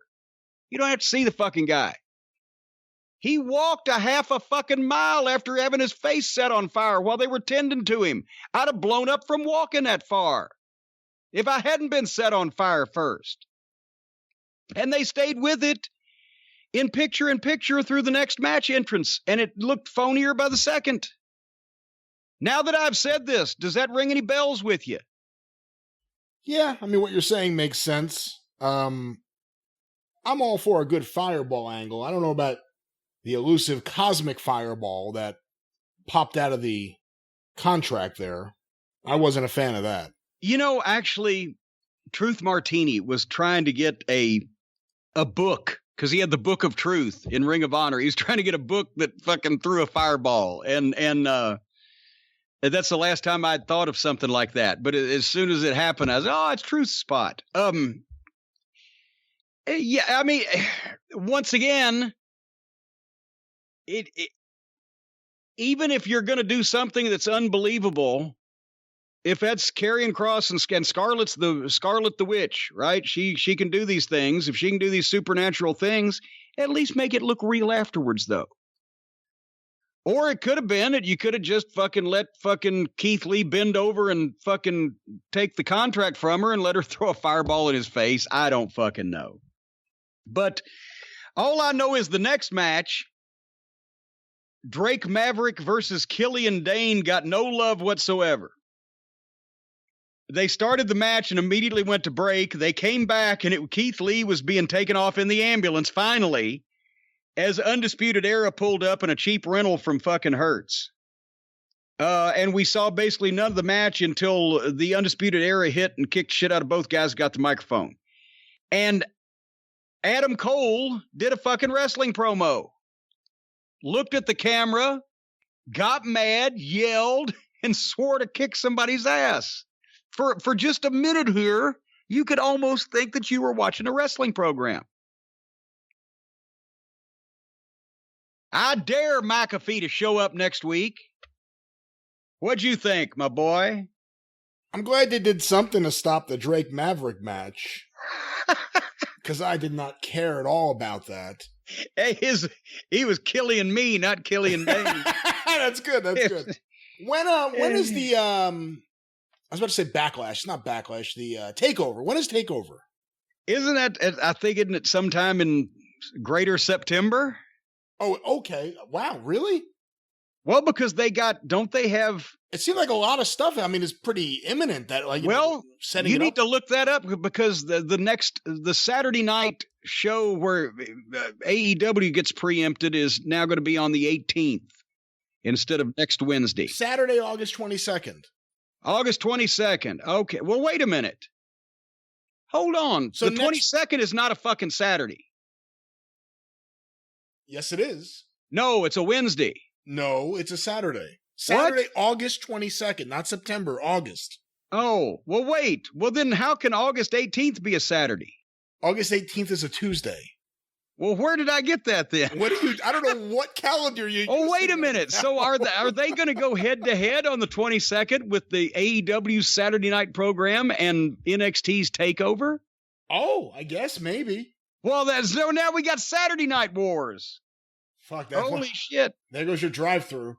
Boy, you can see that. But here's another thing. You never see a date on a fucking screen as a graphic anymore, do you? No, not really. Not really. I was going to say because it seemed like everything was close to going home. I mean, next week is the go-home show to the Takeover show. But when you said McAfee will be there next week, I can't imagine it going another month. And same thing with Rhea Ripley. And well, there you go. Well, it's sneaking up on us. But the point, I would like to see graphics with the dates of the show on the like in Smoky Mountain Wrestling. Everybody who could read, which was 96% of our audience, at least. Oh, you're being generous. I am not. Maybe 94. Maybe 94. I went to Barberville. Everybody, I'm not talking about Barberville. I'm talking about the entire Smoky Mountain Wrestling area. But everybody could see the fucking date on the screen. Anyway, the next match, Tyler Breeze versus Santos Escobar. I have already figured that Fandango or Fandancer or what is their Breeze Dancer, whatever these two fucking guys' gimmick is, the worst babyface tag team gimmick ever outside AEW. They are the best friends of NXT. Okay, well, apparently.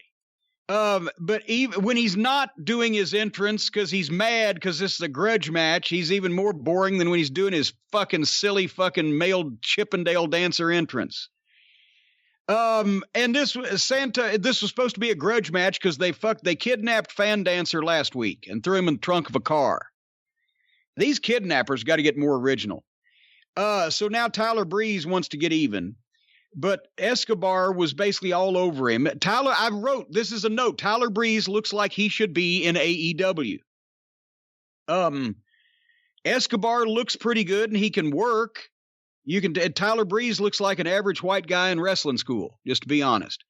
I sense a little with Escobar. He's got a little fucking Carlito Colon disease in that he does just enough to get by because he's an old veteran from Mexico, I assume. What was his previous name? He has to be a veteran. He knows what he's doing. Who was he? Was he a famous luchador before they stripped him of his heritage? I don't know. I'm not sure. All right. I'll tell you right now. Well, tell me while I'm vamping. El Hijo del Fantasma. Okay, the son of El Hijo del. Point is, he's been around a while. And this was basically a showcase for him, but he wasn't exactly working his ass off either. He was avoiding, but he shouldn't. He's avoiding the fucking underneath guy that he's put in the ring with, and then he does shit to him. Tyler Breeze's comeback, I wrote this down. By the way, they went through a break in the most blasé grudge match ever. Tyler Breeze's comeback was 4 awkward forearms, a super kick to his opponent's left thigh, shoot to the buckle, awkward forearm, shoot to the buckle, awkward forearm, super kick, And old Santos Escobar took one bump out of all of that. So he's actually pretty smart. Then suddenly, because they can't think of anything else, this is what everybody does. The heels run out, and Tyler Breeze nails one of them, then nails the other one, and then Escobar hits his finish. A rotten finish, not a rotten overdone finish, past overdone finish, giving Tyler Breeze as a babyface an out to get beat that he didn't need against a top guy because they need to get the top guy over, and they're giving this fucking schlub an out. Then here comes Fan Dancer out with his cane, not his Singapore cane, but his walking cane. He had a walking cane, but he had his arm in a sling. What the fuck was his ailment? Did you catch that? He was kidnapped. He was kidnapped last week, and apparently just got out of the trunk of that car, but he ran out with a walking cane, but his arm in a sling.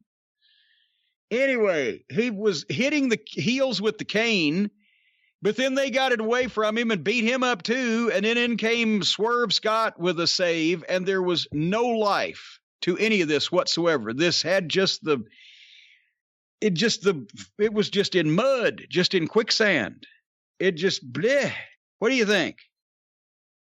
I didn't care. I just didn't care. Okay. I don't care. The only note I had was when they were coming out, Santos Escobar and his crew, the guy on the right was hamming it up a little bit.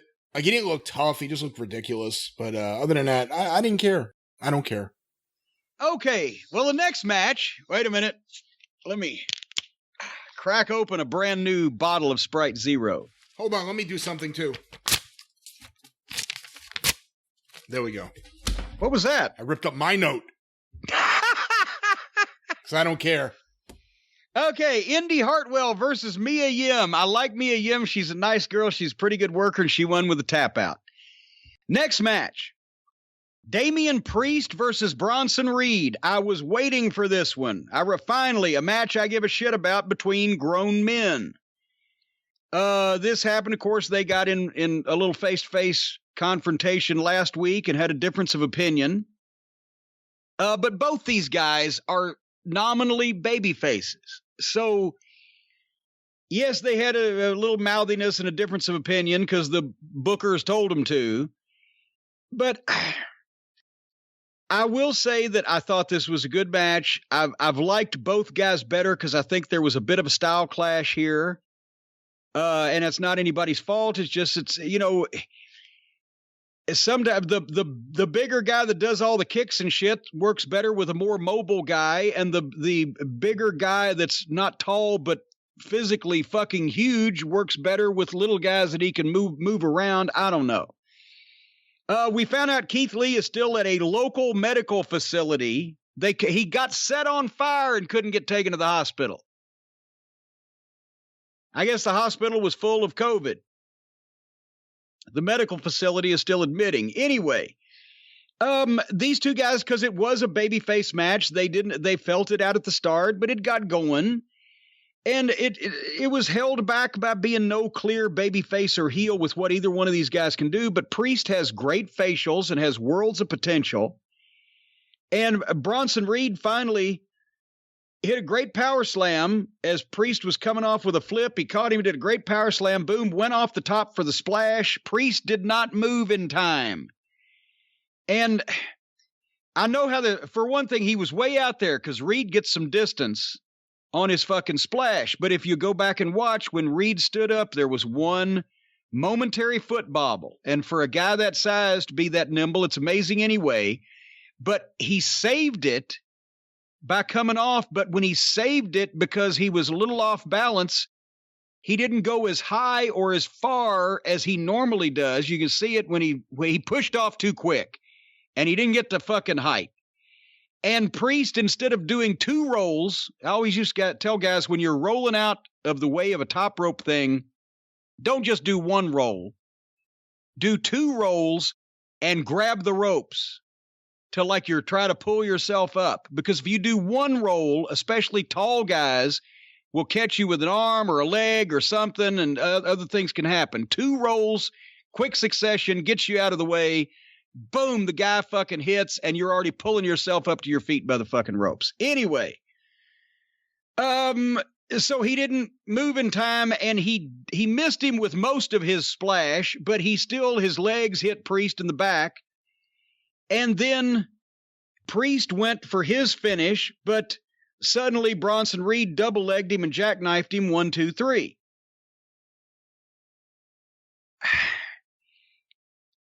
I don't, honest to God, know why, if they were going that quickly, why they would have Bronson Reed miss his fucking finish to begin with if he's going to fucking win.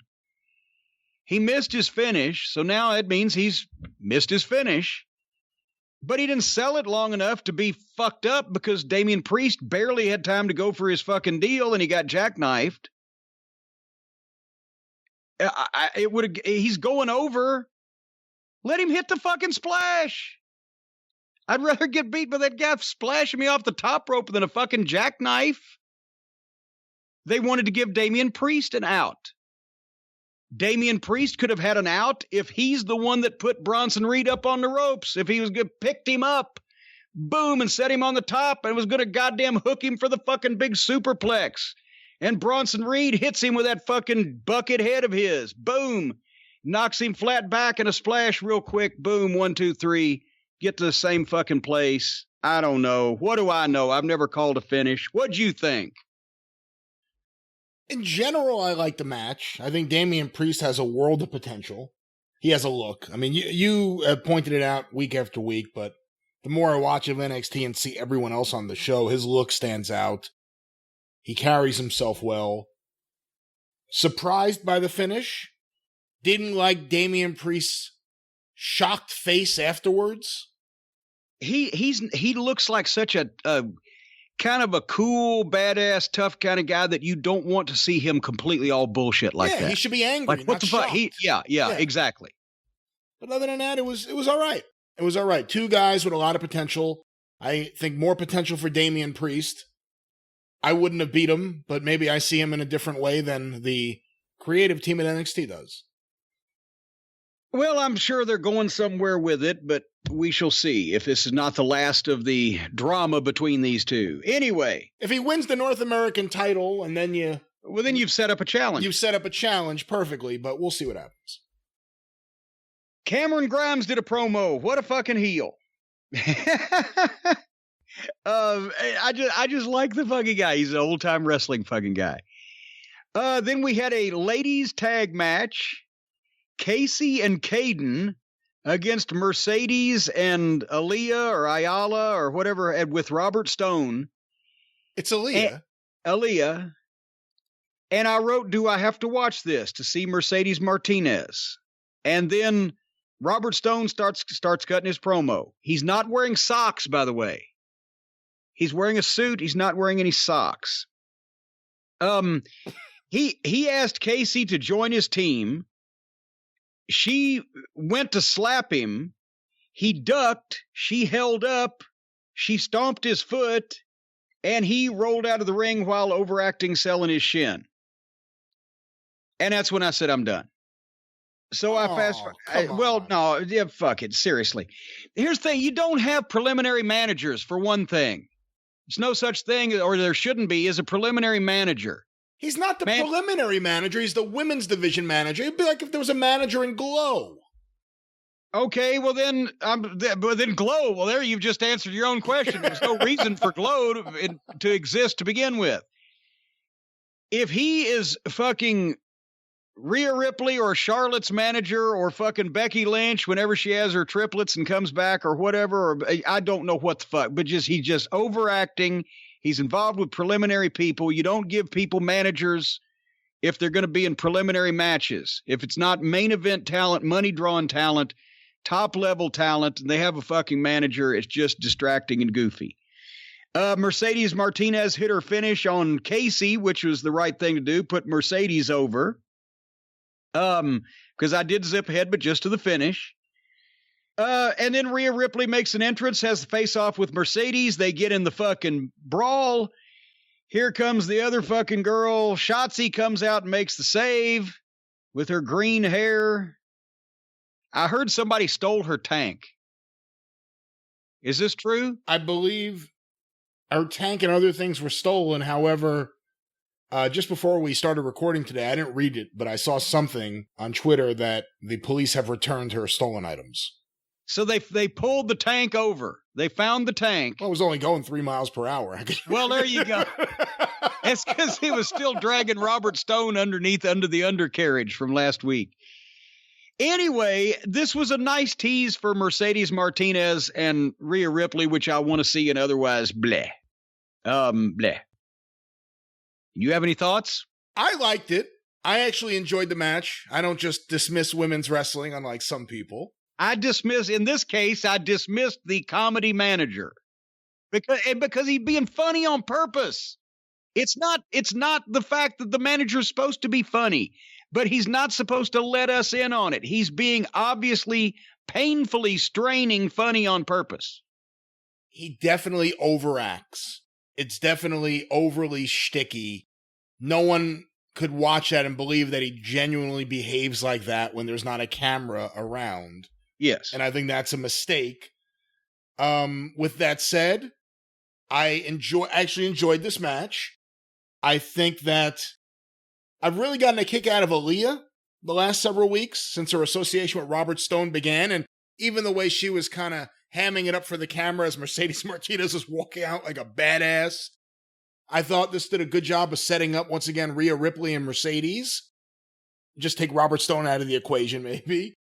Rhea Ripley is just a fucking star. She comes out there and you feel like it's someone from another world. Yeah, just everything, suddenly it's like Dorothy leaves the house and everything turns to color when she sees Oz, when a star comes out these days. She just exudes star. Rhea Ripley is just a fantastic talent.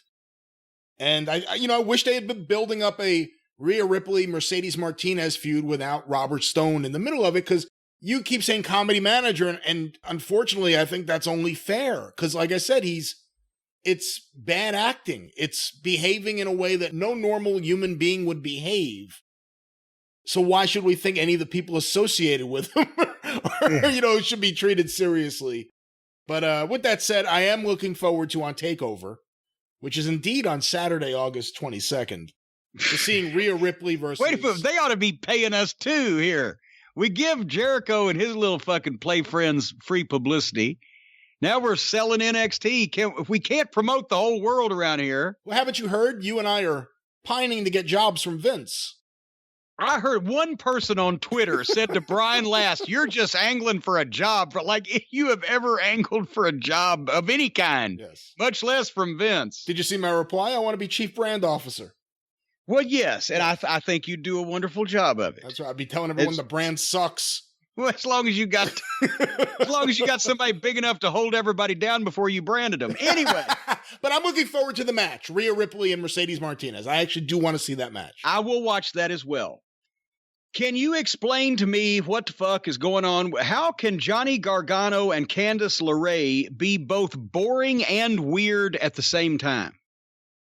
I don't know what the fuck that segment was. I don't know what the purpose of it was. I don't know what it was. And again, I don't like things that are overly fake. If you want to tell me you're filming this couldn't possibly be any more fake. I know. You want to tell me you're filming a vignette with them in their home?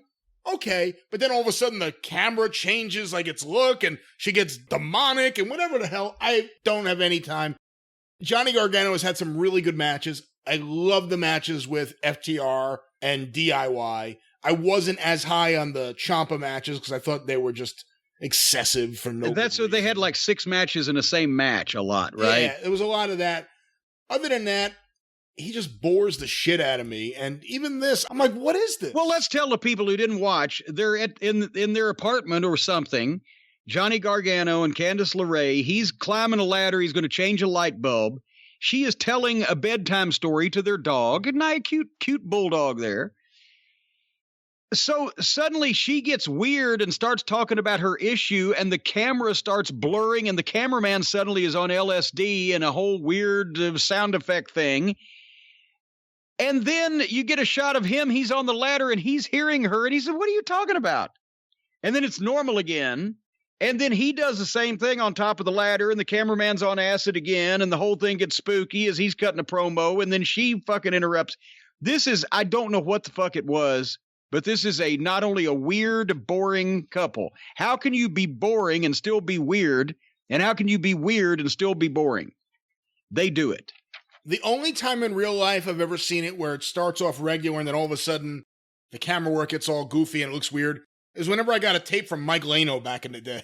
And it would start out beautiful, perfect quality, and then just descend for no good reason into a snowy mess, and then rewind itself back to the beginning, and then start over again. That's the only time I've ever seen this before. Well, there was that. Then there was a nice little bit for like 45 seconds of Timothy Thatcher giving people a wrestling lesson, explaining how to fucking hook the heel hook with the fucking forearm and everything, which reminded me of the old Florida TV stuff Eddie Graham used to do, where they would get Jack Briscoe or Dale Lewis or Bob Roop and some of the young guys they trained to do legitimate wrestling and show it in slow motion so it looked cool and looked like it hurt. It gets business over, but this is like suddenly a fucking National Geographic documentary breaking out in an episode of Benny Hill. At some points, it's just it doesn't, when you try to be what you should do, it almost looks out of place now. I don't know. Anyway, the triple threat qualifying match this week was Kushida versus Cameron Grimes versus the Velveteen Dream. And he was the mystery entrant in this because they didn't announce him ahead of time. He was a surprise. He has not been seen since apparently he was accused of sending out the pictures to the underage girl, right? Was it a girl? Was it not? Oh, for fuck's sake. No, I'm serious. I don't know anymore who the fuck it is, but he was accused of this, but apparently cleared of this is where I was going with this. I didn't mean to make it a goddamn thing. He wouldn't be on TV if he was guilty. He's apparently been cleared or absolved or whatever. But we first saw him when we were first watching NXT in the initial part of this Monday Night War. I was not a fan because this was the silly, hokey part where he was always in the dark or in the purple light and didn't actually wrestle, but just did a bunch of hokey fucking interviews, correct? Last time around. I don't remember ever seeing him wrestle. Did we? I don't even remember. We may have seen him once, but we saw several promos back in the day where he was like on a couch. And it was purple. Very Prince-ish. Yes. Paisley Park. Yes. Yes. Well, anyway, this was not a good introduction. Because I like Cameron Grimes. I'm neutral on Kushida. And I was willing to, see what Velveteen Dream has, but in a three-way match, again, I don't know what I'm watching. Nothing has time to register. It's just over and over. And what Velveteen Dream busted his ass on a bump to the floor and they went to the break. And by the way, while I'm bitching about it, as usual, out of nowhere, not pitched to, they'll ask a question. Does the Velveteen Dream have a pimple on his ass? And then they'll just go to a fucking gynelotraman commercial. Pitch to the fucking break. That's better when they don't ask a question and it's just Cameron Grimes taking over. And then they just go to a commercial. Yeah, Cameron Grimes, but it was another occasion on this show that happened. But yeah, well, I guess the show's over then. Well, it's good to know he was taking over before they went off the air. What the fuck? Pitch to the fucking break. Folks, Cameron Grimes is now in control. The Velveteen Dream is in jeopardy. This match continues when we return. That's the way you professionally do it. Not ask a question and go to fucking black. I hate that. That's got to be a Vince thing because that's what they do on these shows.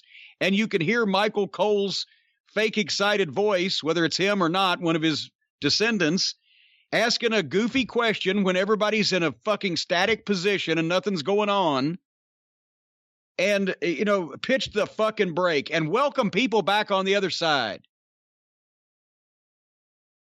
Anyway, I felt sorry for Cameron Grimes here wanting to have a fucking wrestling match in the middle of these two. And I deduced, at least from this, that Velveteen Dream is awkward as fuck as a wrestler, but he does some good gymnastics.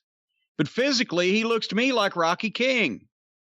I swear to God, it's the same abs and just a kind of a lean, but he doesn't have he's got an athletic body, but he doesn't have a great body for wrestling because it's shaped awkwardly.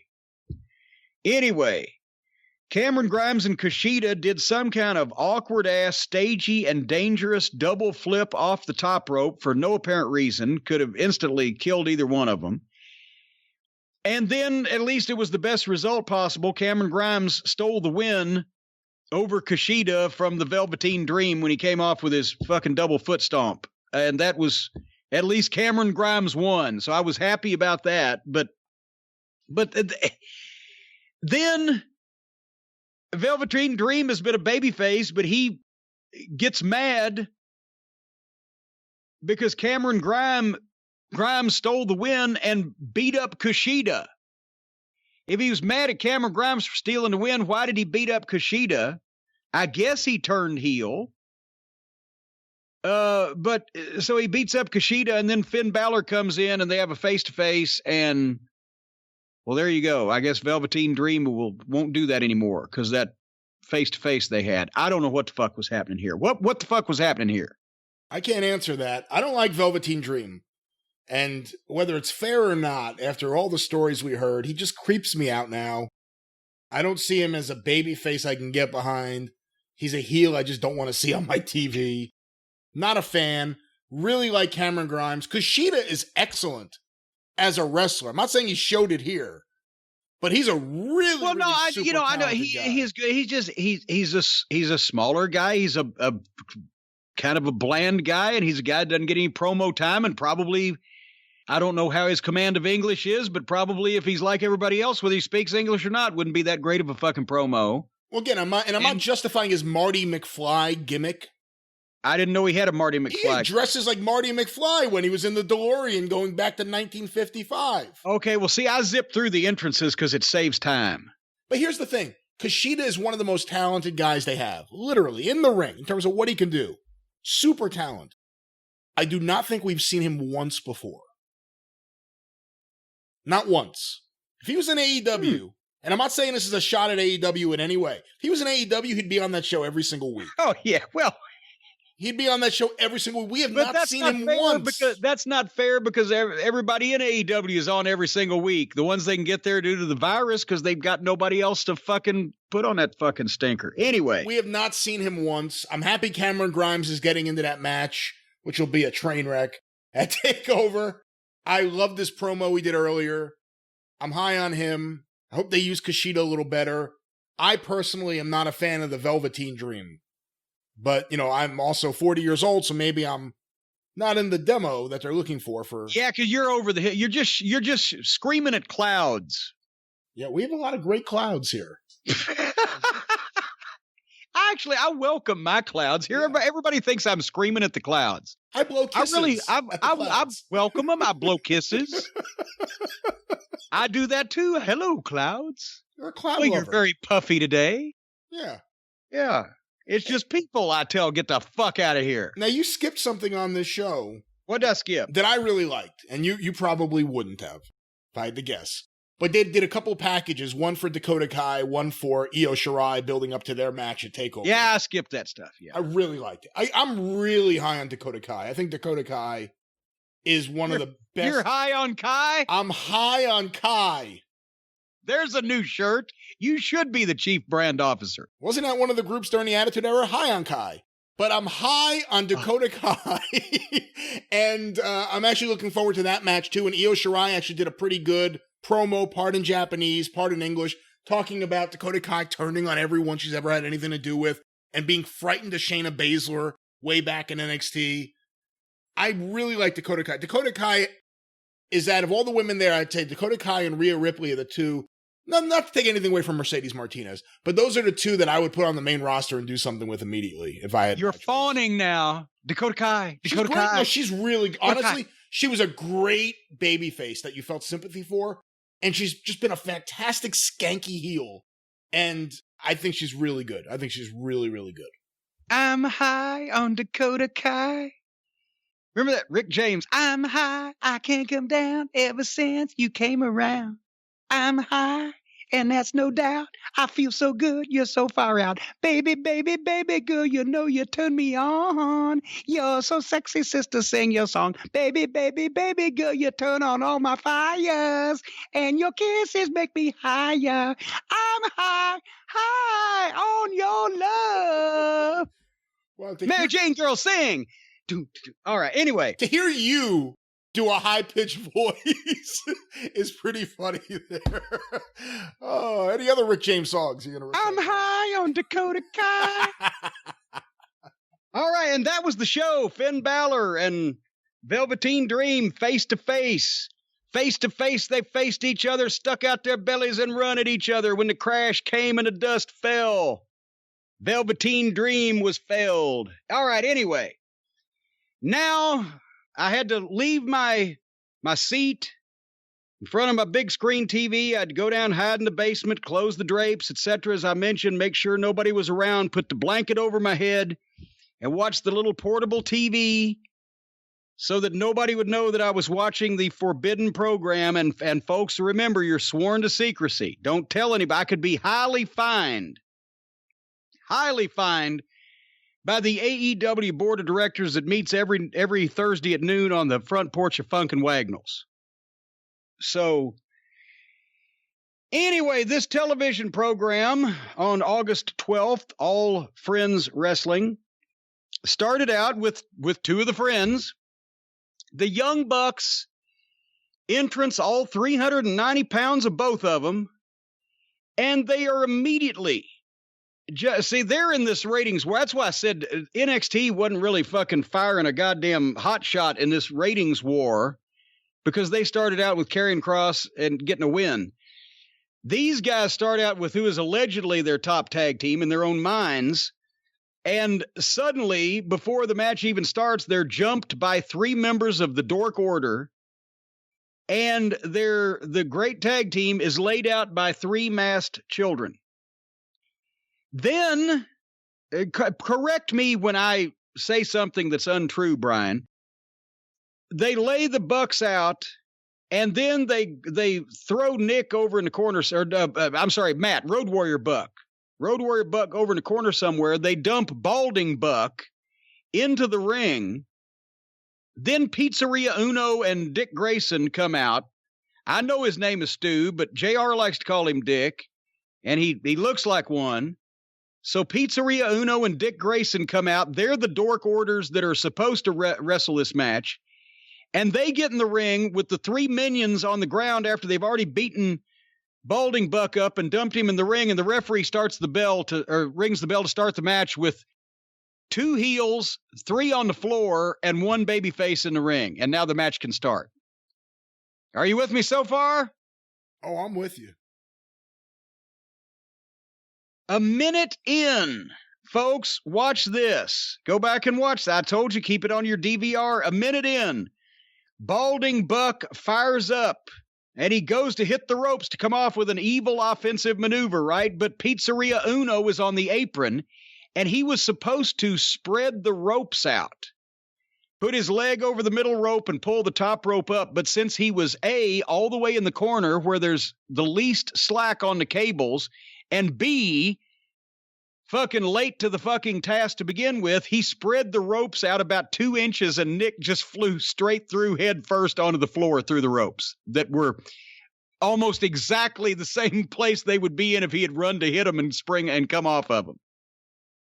And then when he landed on the fucking ground, the heels came over and grabbed him, but here came finally Road Warrior Buck in the nick of time, did a front flip dive off the stage, completely over the top of all 3 of the Dork Odor stooges, and they all fell down anyway.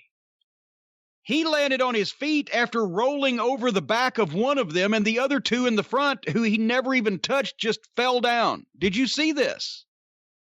Yep, I saw it. Okay. I did make a note that Balding Buck's hair is growing. It's down to his ass in the back, and that's just his hairline.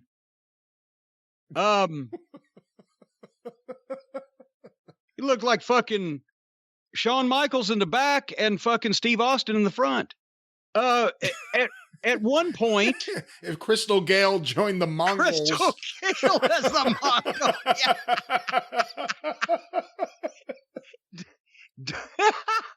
Don't it make my brown eyes wear a pigtail and a puffy jacket?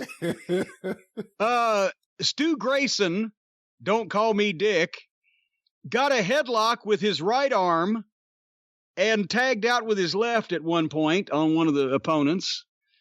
That's more egregious to those of us in the business, and it looks so stupid rather than the average layman out there. Road Warrior Buck made one of his comebacks, but these schlubs sold less than anybody ever. They barely only took like a bump apiece on one of them. Pizzeria Uno's wrist tape came unraveled, just like this match was, and it was fucking falling over. Their costumes were actually falling off of each other. Grayson and the Bucks got together and did some awkward high school cheerleading routines. And I swear to God now, folks, you got to go back and watch this too. You know what? We're especially the DVR numbers are going to be through the roof on this fucking program. Pizzeria Uno at one point got so fucking lost with what he was doing that he went to tag out to Stu Grayson. And when he made the tag to Stu Grayson with his left hand, he slapped his own thigh on the tag. Go back and watch it. I goddamn double dog dare anybody. He slapped his fucking thigh on the tag.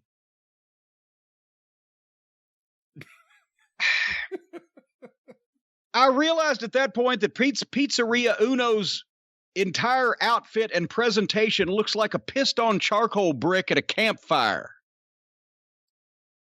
You know what, though? To be fair, he looks like he's lost a lot of weight. Good for him. That'll help his cholesterol. Yeah, but it's not it's like not it hasn't made him look better. Like it wasn't like he's just not lose weight. going to look good. And I've seen him without his fucking mask. I thought he was the goddamn ECW arena concession stand guy that was boiling the hot dogs. And he looked like he was overqualified or underqualified to have that fucking chore.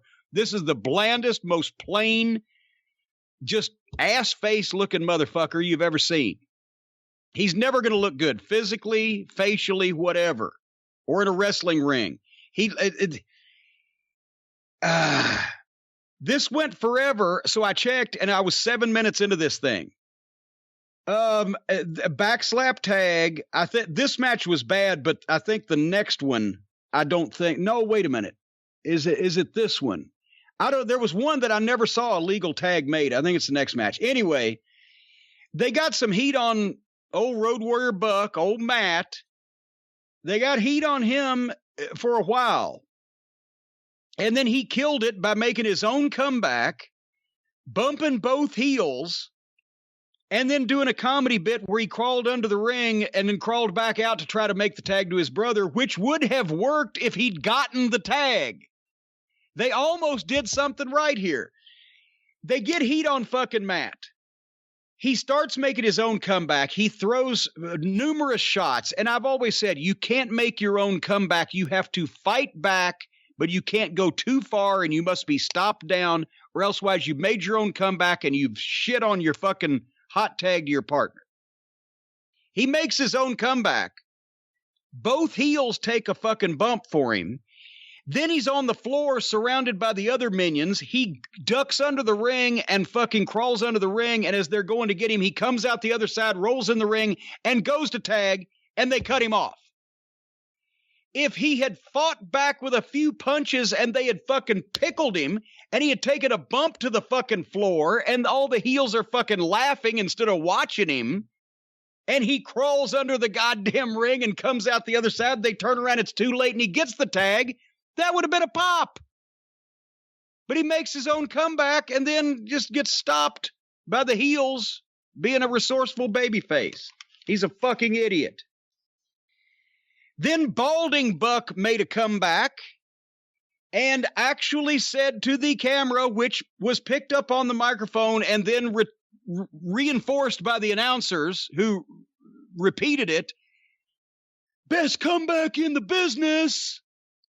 This fucking 180-pound, fishy white, balding, long-haired, middle-aged, simpering twit makes a fucking indie-level comeback on a couple of outlaw-looking fucking heels, and then on national television says, best comeback in the business, because both their fucking noses are so far up their own sphincters they can smell what they had for dinner last week, and they love the smell of it, because that's all they listen to is their own bullshit.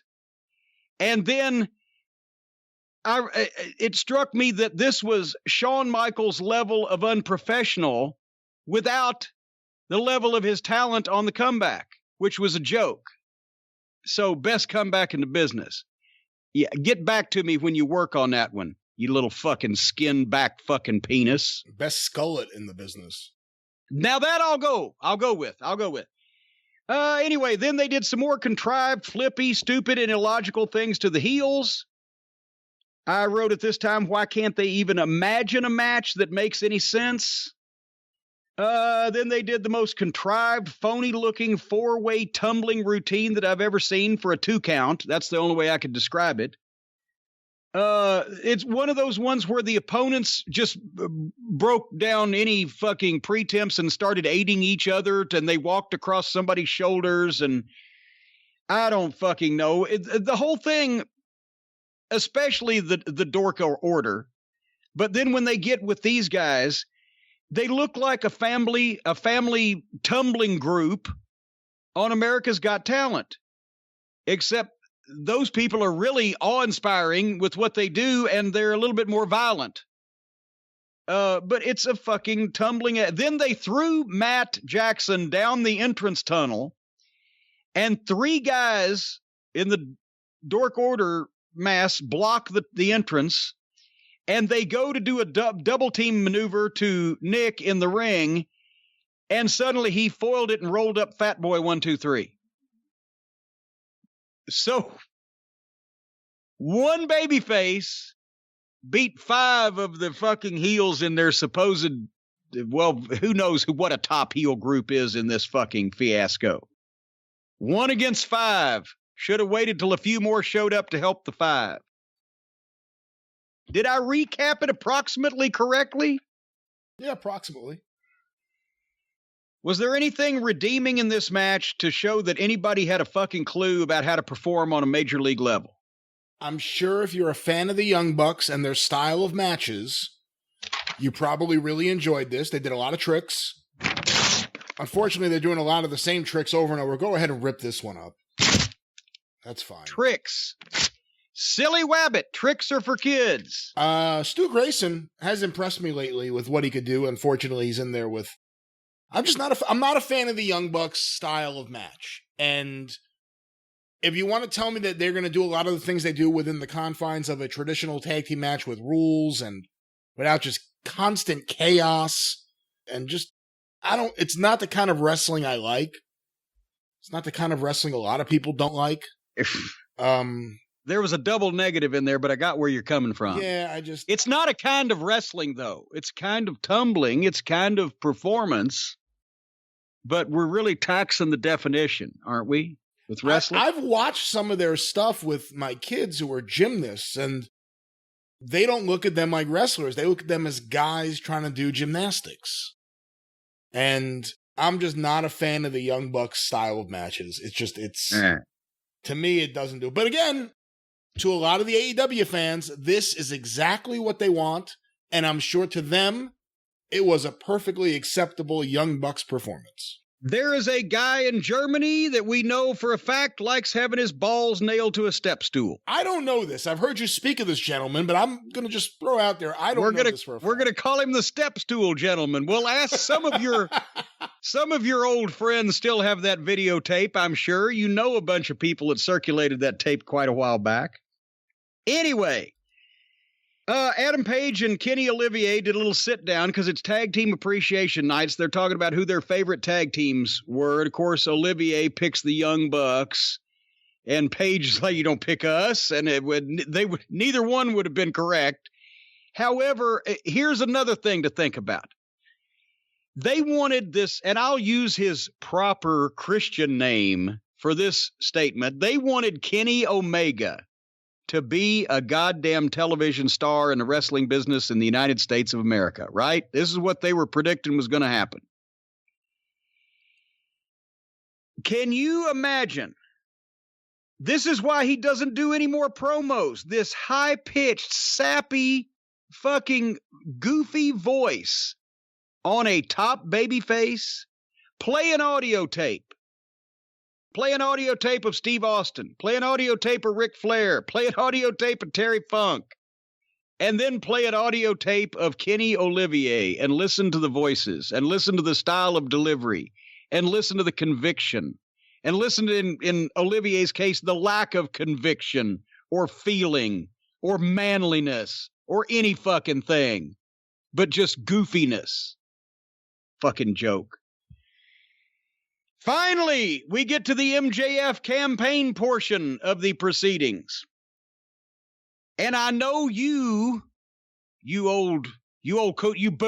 Okay, boomer Brian the boomer. I know you don't like the campaign. I know you don't like the podiums. I know you think it's very rawish and stagey for a talent of this level. But however, I don't care if they roll him out there in a goddamn wheelbarrow covered in fucking orange jello. Wait a minute, maybe that gimmick's already taken. At least somebody on this program grabs your attention and gets his point across and takes over the fucking TV screen and chews the scenery and gets the most out of his TV time and is always on. It's so refreshing. That used to be almost everybody in every segment because everybody was fucking out there to goddamn kick some ass, not to fucking tickle some taint. And now it's refreshing to see somebody actually go out there and be serious and try to get over on purpose. So I like the promo. He laid down to show how Moxley likes his opponents. I would have preferred that he got up and finished the rest of the promo, at least sitting up, looking at the fucking camera, rather than staying down for the visual of him being shock-faced when Moxley's music hits. But that was my critique. I'd like to have seen him just lean over on his fucking elbow and still be down on the mat and fucking look straight in the camera. But it was something different, and he delivers the fucking promo, and then suddenly, after MJF gets finished being talented, Tony Khan's idiot fucking amateur booking takes over. What did you think of the promo, first of all? Well, I'm guessing based on what you said, you kind of have an idea of what I thought. I think MJF's an incredible talent. I think this is a Raw segment. This is a segment for WWE Raw. This does not pass the Raw test. So I did not like this. I think this is, for me and my sensibilities, a misuse of MJF. He's more effective when he's not in a comedy skit.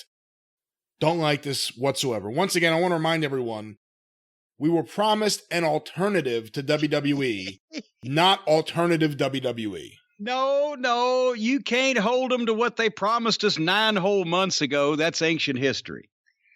But well, here's the problem I had. The problem I had was if this is the idea that they had to keep heat on MJF and keep him fucking doing what he does best, which is pissing people off and stirring people up by talking about the thing, without Moxley, kicking the shit out of him, then that would have been great. But then here comes Moxley and kicks the shit out of him.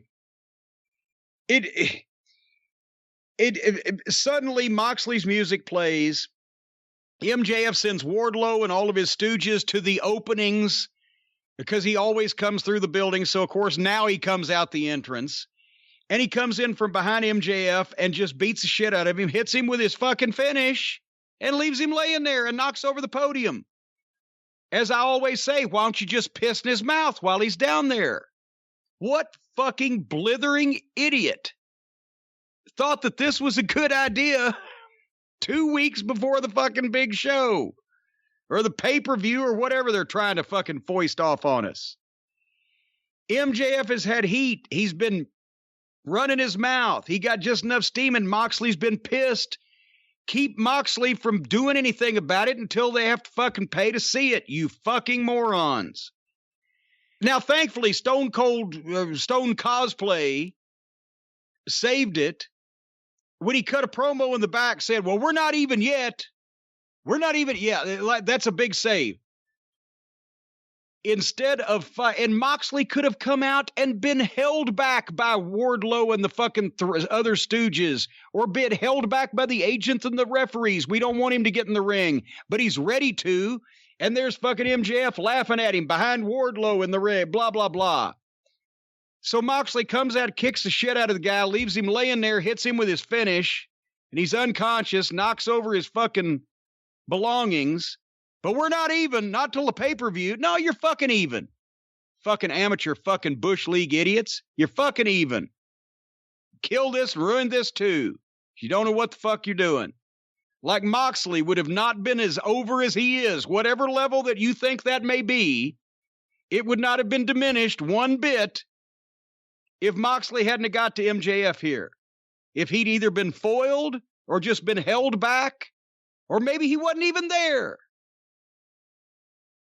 Get some heat on the heel because you know what the fucking finish is going to be at the pay-per-view. They're not smart enough to put this thing on MJF. They've got to have their fucking WWE cast-off, retread, circle jerk fucking cast pass it around. And MJF at the end oversold his neck trying to get some heat back, but he shouldn't have been put in that position. Fucking ridiculous. I hate it when, especially when it's just self-inflicted wounds. You know, speaking of self-inflicted wounds. Remember, they threw him in a fucking pool right before the Cody match. I mean, they've handled him, one of the best talents they have, in such a stupid way over and over again, where there's no reason to do that. Because it's a cute spot that people laugh at when the pompous heel gets fucking the piss taken out of him. That's why they can't resist doing it all the fucking time. Just like they can't resist doing anything else all the fucking time. Which is why all the shit looks the same.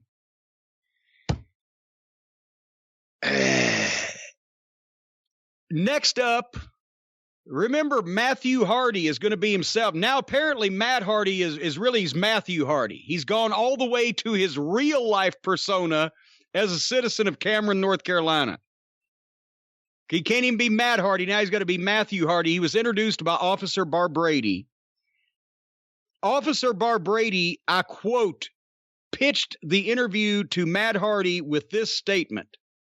Talking about what Sammy Guevara did. Said, it could have ended your career. At least, though, you are going to be able to come back for 10 days until medical clearance is given to you. However, how do you feel overall? That's exactly what he fucking said. Did you hear this? Yeah, I heard it.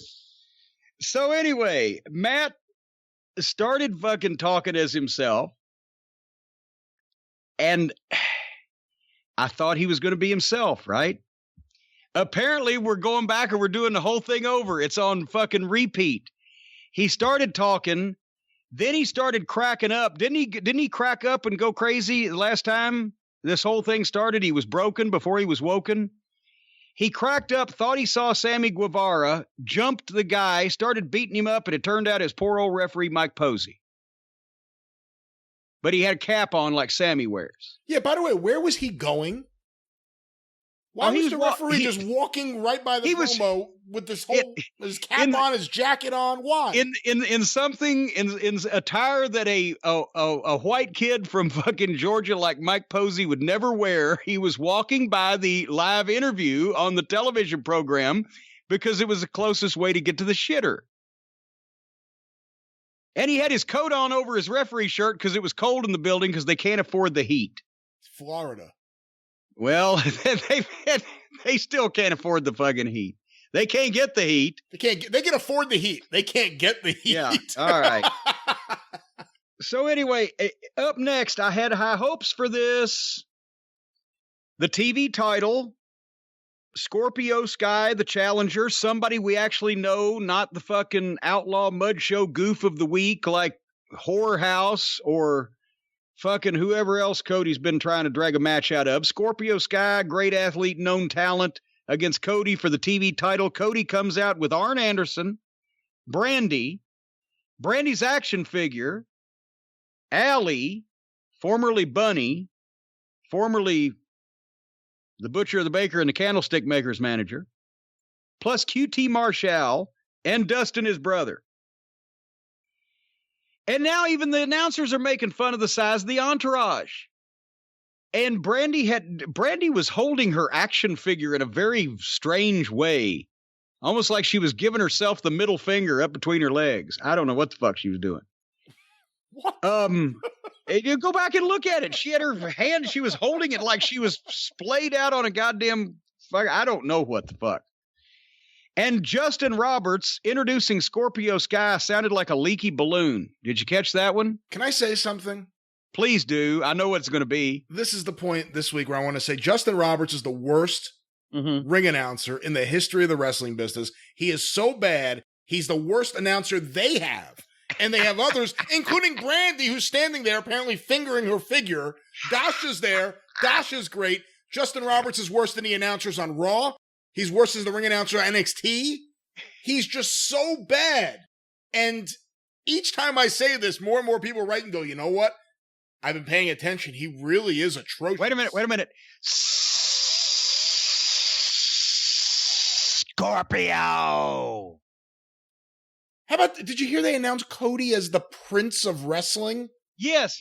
And I think that actually that was something Justin Roberts added in because it looked like it got a pop from Cody. Like, what the fuck? Yeah, it probably got a pop from Kevin Lawler, who's looking for a fight. Right? Well, anyway. He's the prince. Oh, God. So Mike Chioda was referee. That was nice to see old Chioda back. He's gained a little weight, but he was on the thin side when he was younger. I was mixed on this because, okay, there's no babyface or heel here either, but at least both guys can work. And I was hyped up for this more than most because both guys can work. I will say this again, until they get their whole thing figured out that they can't just have these indiscriminate matches between babyfaces and heels for no reason. Babyface versus babyface, heel versus heel, whatever the fuck, for no reason, with, or very specious reason, and constantly, they're not going to be able to fucking get anybody over. There has to be clearly delineated baby faces and heels in 90 to 95% of what the fuck you're doing, so the other part would stand out. See, I think Cody's the clear heel. Well, but with Arn Anderson, a legend, and his brother, and Allie, nobody gives a flying fuck about, and people hate Brandy. He's got an entourage of 40. He's got an entourage as big as the Dark Order. Well, yeah, but there's mixed messaging. Who wants to be mad at Arn Anderson?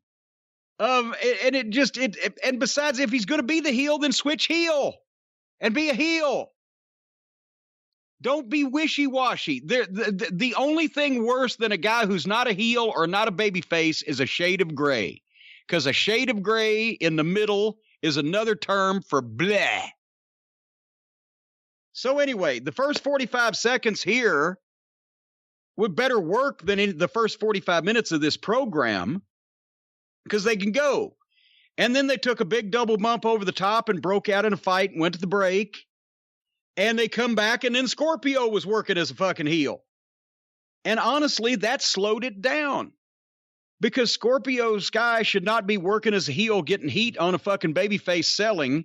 He should be the goddamn babyface selling and fighting back from underneath against a vicious heel, because then everybody's in their right place and we can get over.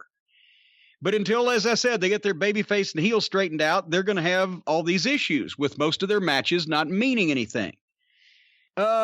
Scorpio Sky gave Cody the cutter on the ramp. Flying fucking over the top rope, diamond cutter on the fucking hard ramp, and then they got back in and continued the match. That couldn't have happened right near or at the finish. And then I got to be honest, as bad as I wanted to praise this, you know what sent it in the shitter for me? And I couldn't nip up out of it because Cody should know better. They did the superplex spot. And I see experienced wrestlers doing this because somehow they think it's a cool fucking counter or whatever. It's the stupidest goddamn thing that I've ever seen in my life. Cody superplexes a guy not off the second rope, but off the top rope. And as soon as they land, Scorpio Sky hooks Cody's legs that have fucking, you know what I'm saying.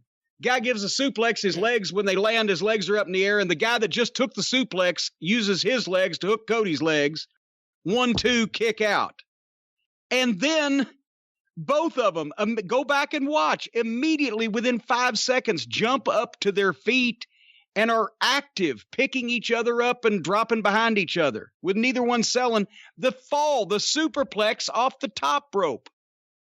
If you give a guy a superplex off the top rope and when he lands, he's able to instantly trap your legs, you're a fucking cunt. You're a weak cunt. You're a pussy. You can beat nobody. You pick up garbage. You sleep in the streets. And meanwhile, if you've given the guy this superplex and he's taken it and both of you jump to your feet and begin picking each other up 5 seconds afterwards, fuck. Now Cody's lost me. So then Cody hits his crossroads, gets a 2 count. Then immediately Scorpio Sky hits a false finish, gets a 2 count. And then Cody slips out of a cutter and hits another crossroads 1, 2, 3. Are you out of your fucking mind? Yes, it gets a guy over if you hit him with your finish that usually works and he kicks out. That doesn't mean he has to be able to immediately do a move to you right after that. And then when he does his move and you kick out, then you are suddenly able to fucking foil him and hit your finish again. What the fuck?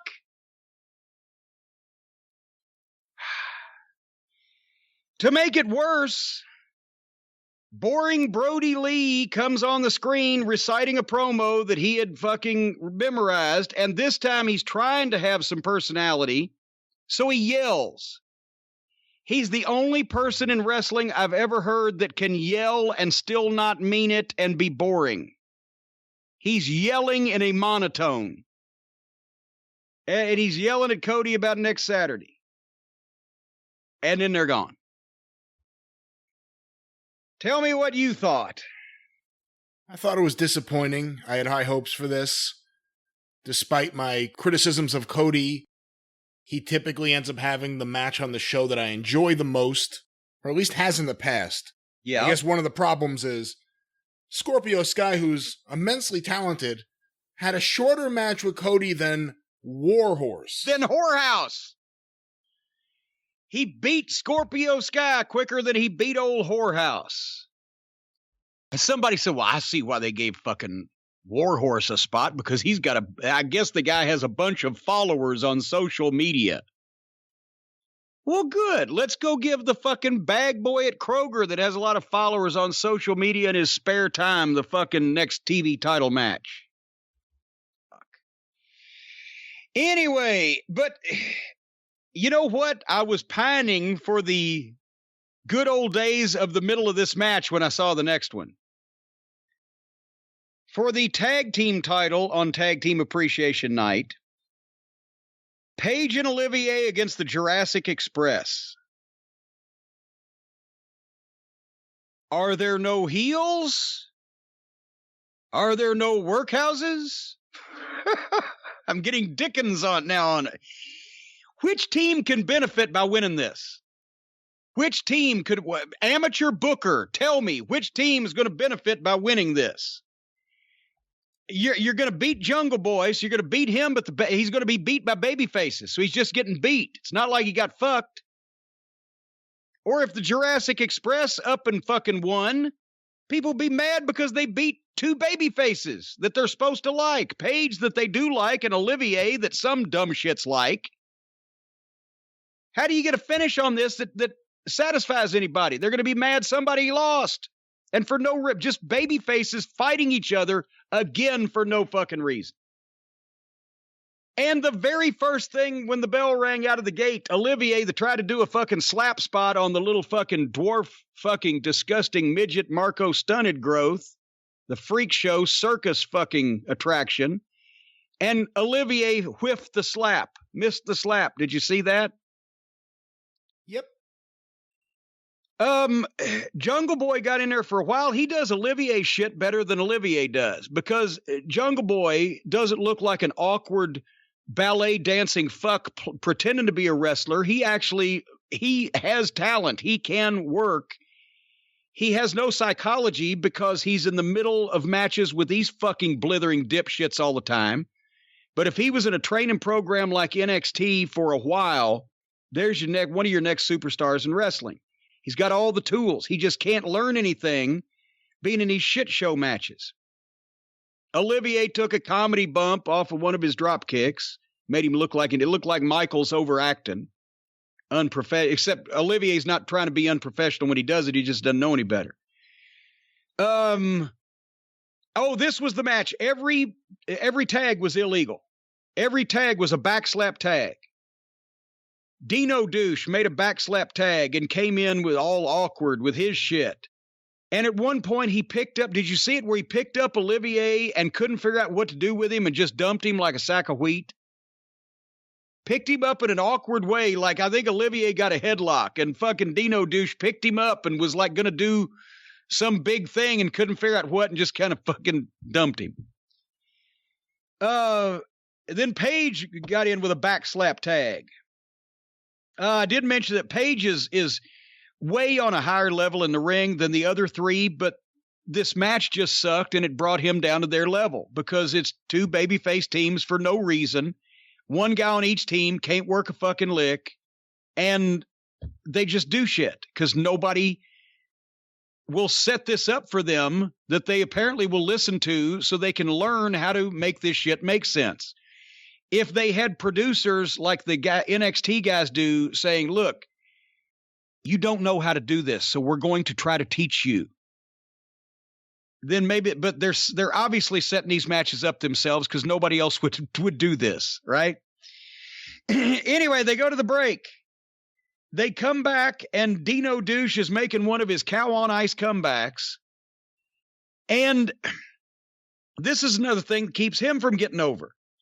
With all this awkward ass fucking shit that he does, the guys cannot take good bumps for it because he does awkward shit. So they're trying to take bumps based on these fucking goofy kicks that he can't do like Damian Priest, or the fucking he's trying to do nip ups and flips like a junior heavyweight when he looks like that because he doesn't understand the one talent that he's been given that he can't fucking make the most of it, his size. And he doesn't, when he makes comebacks, he doesn't just beat guys up and fucking bump them in a fluid manner. He has to do all of his awkward looking shit, and they don't know how to fucking bump off of it. So it brings the fucking match down. As I said, I didn't see one legal tag. Olivier ended up on the floor and did the Petunia suplex on the fucking midget. Hey, that's what he calls it, right? Petunia or begonia, daffodil, snapdragon. That's it. Series of guys doing shit for no reason. And then everything came to a halt at one point. Did you notice that? Where everything just stopped? And then they all started doing more shit. And Dino Douche pressed the fucking circus midget and threw him quite a ways onto Olivier. I was hoping we'd get a 2-for-1, get both of them out of the way, but it appears they were all right. I wrote, this will not end. Then everybody did the same dives that they do in every match that they ever have. And then finally, Olivier and Paige hit Jungle Boy with their finish, the good-looking buckshot lariat and the little fucking pity-patter knee from behind, and beat him flat. And I do mean flat. 1, 2, fucking 3, flat.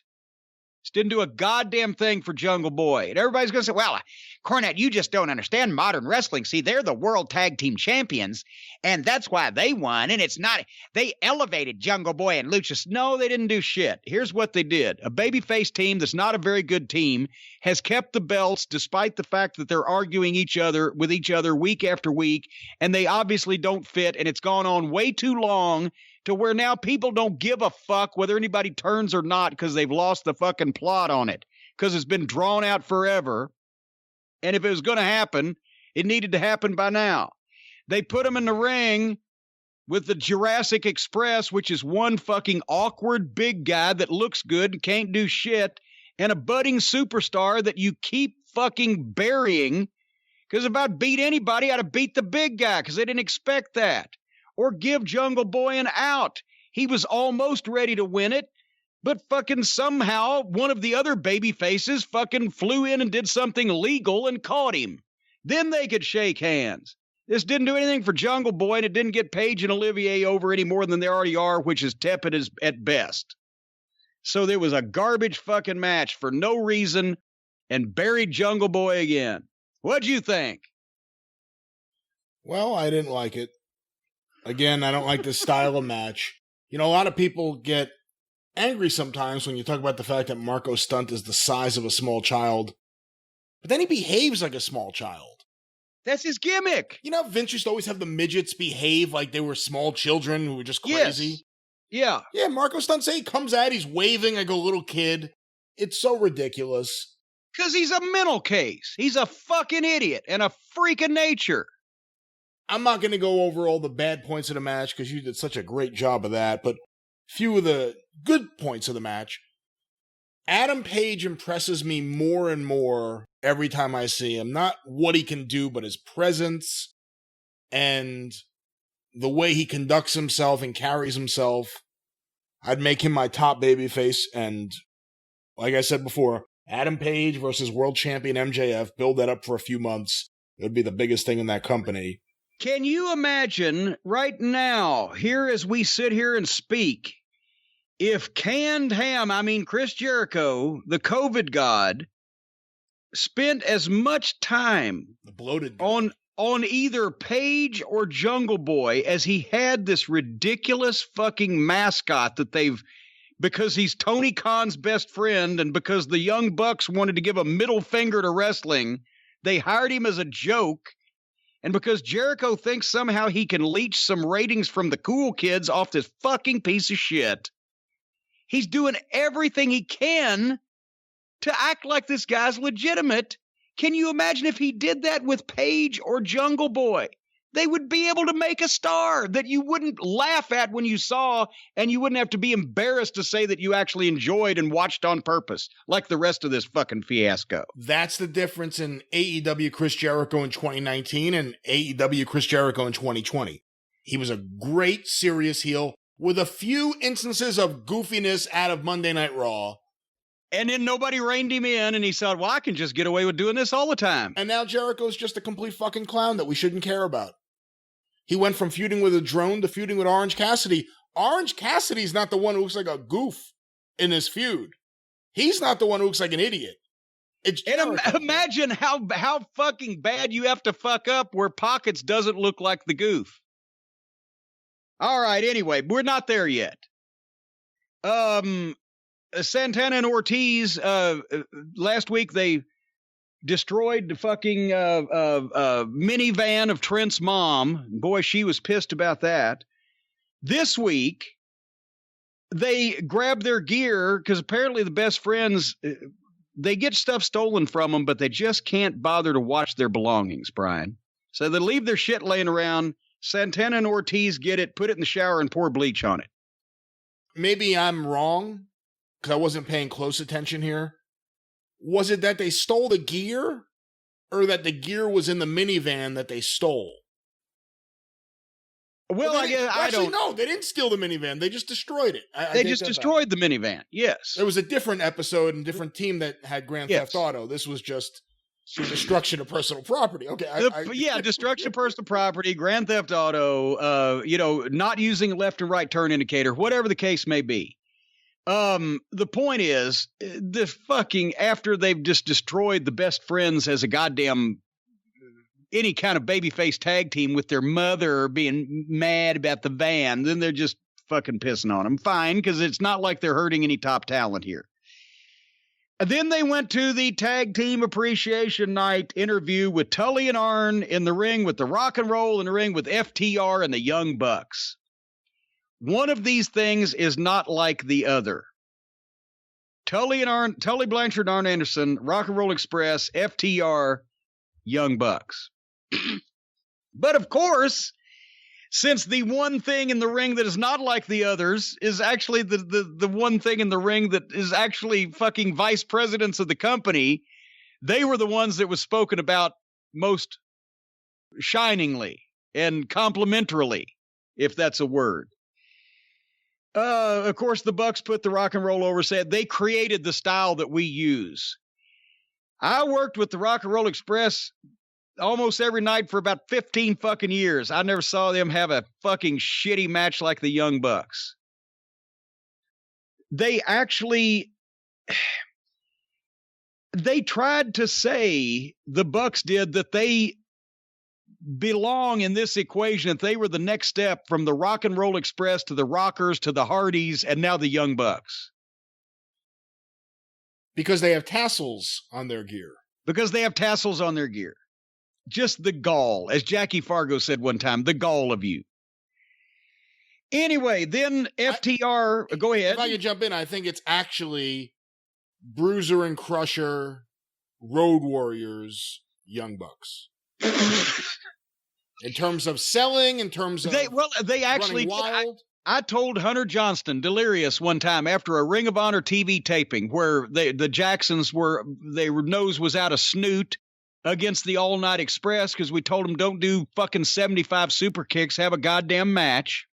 So they went out and worked flat-footed like Bruiser and Crusher, just tagging in and out and grabbing the arm because they were unprofessional dicks then. And I said, that's why I asked Delirious. I said, this is the fucking future modern tag team of fucking wrestling. They're working like Bruiser and Crusher because they're in a bad mood because we told them to have a match that made sense. They've always been this way, and they're not going to fucking change. I don't know who you think you are to step on their sense of entitlement, Jim. Well, I stepped on a lot more than that, and I would have stepped on more shit if I had the opportunity, if I'd have known what was going to happen. If I'd have known what was going to happen, that they were going to be able to pollute the wrestling industry to this degree and harm the product to this level, I would have tried to book them in some kind of goddamn double height scaffold match and made sure that the other guys fucking went over. Anyway, FTR said some nice, genuine things about Tully and Arn and the Rock and Roll Express. Dax said hello to his wife and daughter. What a fucking heel. I guess at this point, and I love these guys, but I guess at this point it just, let's just fucking just have some fun. This is just home movies. What the fuck? And everybody's going to say, well, they're not presenting them as a heel. I know, they should be. And they should be acting as heels themselves, even if they're not presenting them as such, because they should be trying to get over. And then Ricky Morton was professional. And apparently he was still waiting on his check because he made sure to say that he watches AEW regularly and he put the Young Bucks over. He was a professional and he probably hadn't been paid yet because he was really being nice. And then Arn put the Bucks over. He's getting paid more than Ricky, so of course he put him over more. But and by the way, somebody said, well, Ricky Morton tweeted the other day that the Young Bucks had just revolutionized tag team wrestling. I'm like, you realize that Ricky Morton has never tweeted the first time for him fuck himself in his life, right? And probably couldn't if you held a gun to him. Well, hold on. Let's stop right there. What do you mean? Who's tweeting for Ricky Morton? Well, he told me when I blocked his Twitter account because they said something fucking stupid one time, he called me and said, Jimmy, I'm sorry. I've been out of town for a couple weeks on the road, and I've got one of these fucking idiots running my school and my social media. And that's where they put some fucking poll up or something about me taking the dick flip from Joey Ryan or some shit. And when Ricky got back in town and saw that his Twitter was blocked by me, he called me to apologize.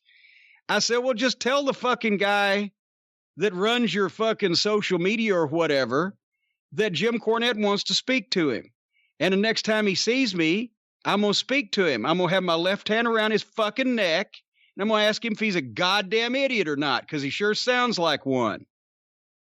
So, no, a lot of these guys don't do their own fucking Twitter, because that would require having one of these goddamn smartphones that I refuse to have and learning how to tweet on a phone, which I will not do. So you mean to tell me some of those times that Ricky Morton has tweeted out overly complimentary things about AEW or the Young Bucks while the show's happening, he's not just sitting there in front of the TV with his smartphone tweeting away to his followers? Maybe he said something to whoever's tweeting. Well, tell him I said this. I'm not saying it's all completely bullshit, but I'm saying, are you fucking serious?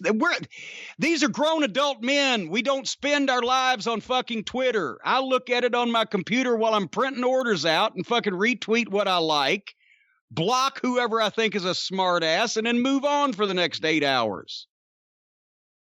What the fuck? We're grown adult men who have been in the wrestling business. We're not living on fucking Twitter. Anyway, so, but Arn is paid more than Ricky, so Arn put the Bucks over more than Ricky. Then Tully jumped in, and he was acting natural. He was pissing in everybody's cornflakes. He's always grumpy. He said neither team was the champion, so neither one of them was that great.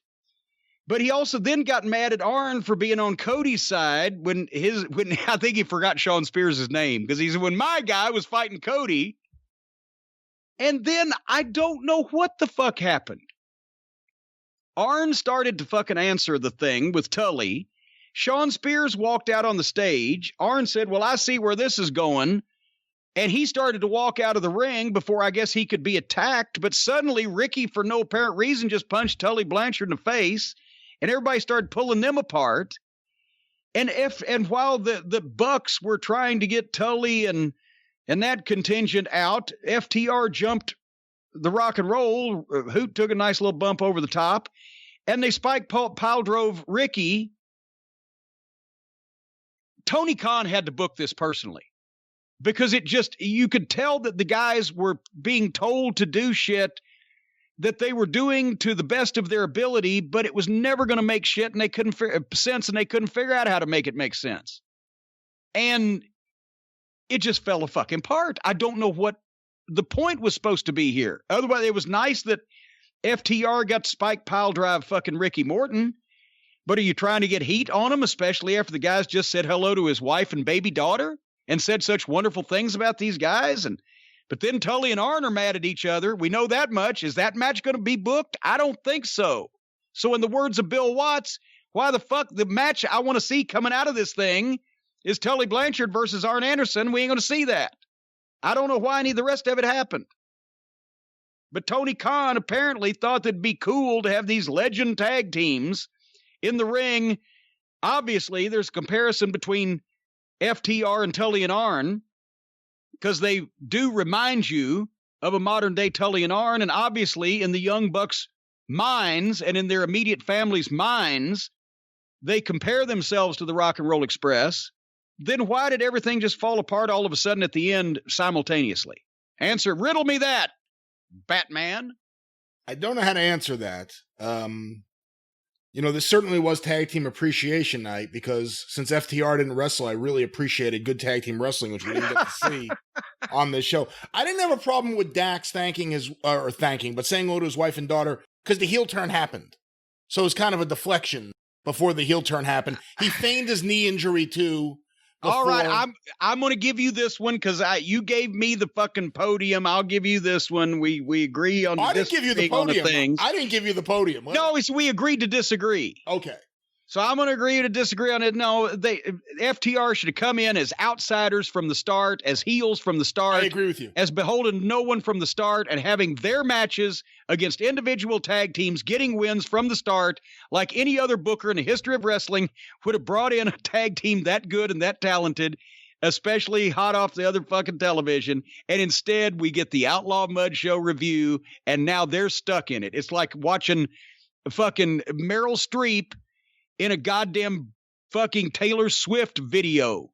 It's I agree with you. I agree with you. Demeaning to the talent. FTR should have been brought in and should have been used differently the entire time they were there. With that said, the way they were used, considering that, and that they went into this segment as kind of babyface, knowing they were about to turn hard heel, or at least as hard a heel you could turn in AEW, I had no problem with the saying hello to the wife and daughter. Matt Jackson comes across so disingenuous on the mic.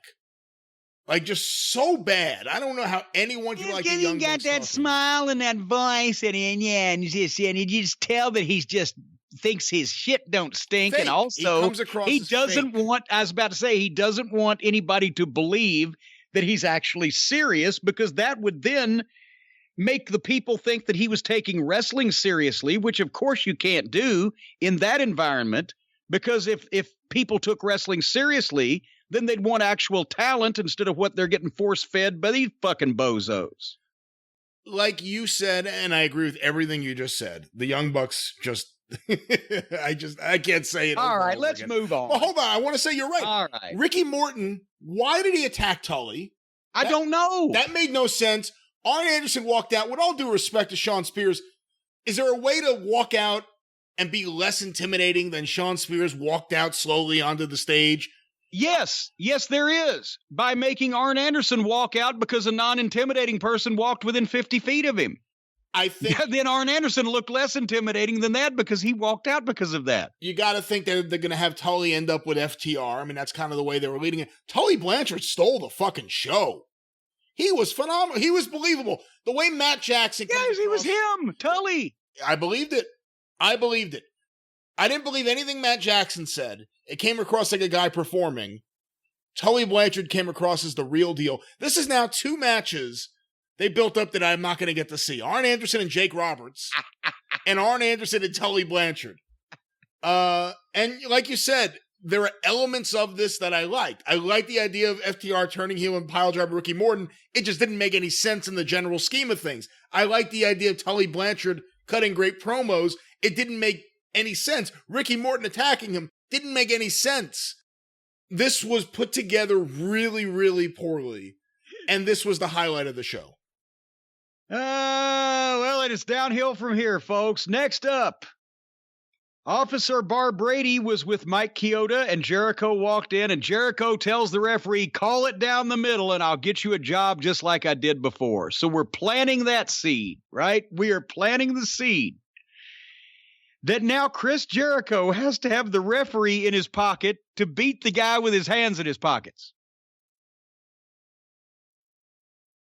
But first, we went to Hikaru Shida beating someone. I don't know who it was, never caught her name. What was her name? I don't know. This was the, I'm going to take a break for a little while and not there you pause. Go. I didn't pause the DVR, I just walked away. There you go. Hikaru Shida won, thank goodness. Jake the Snake was in the locker room with Lance Archer.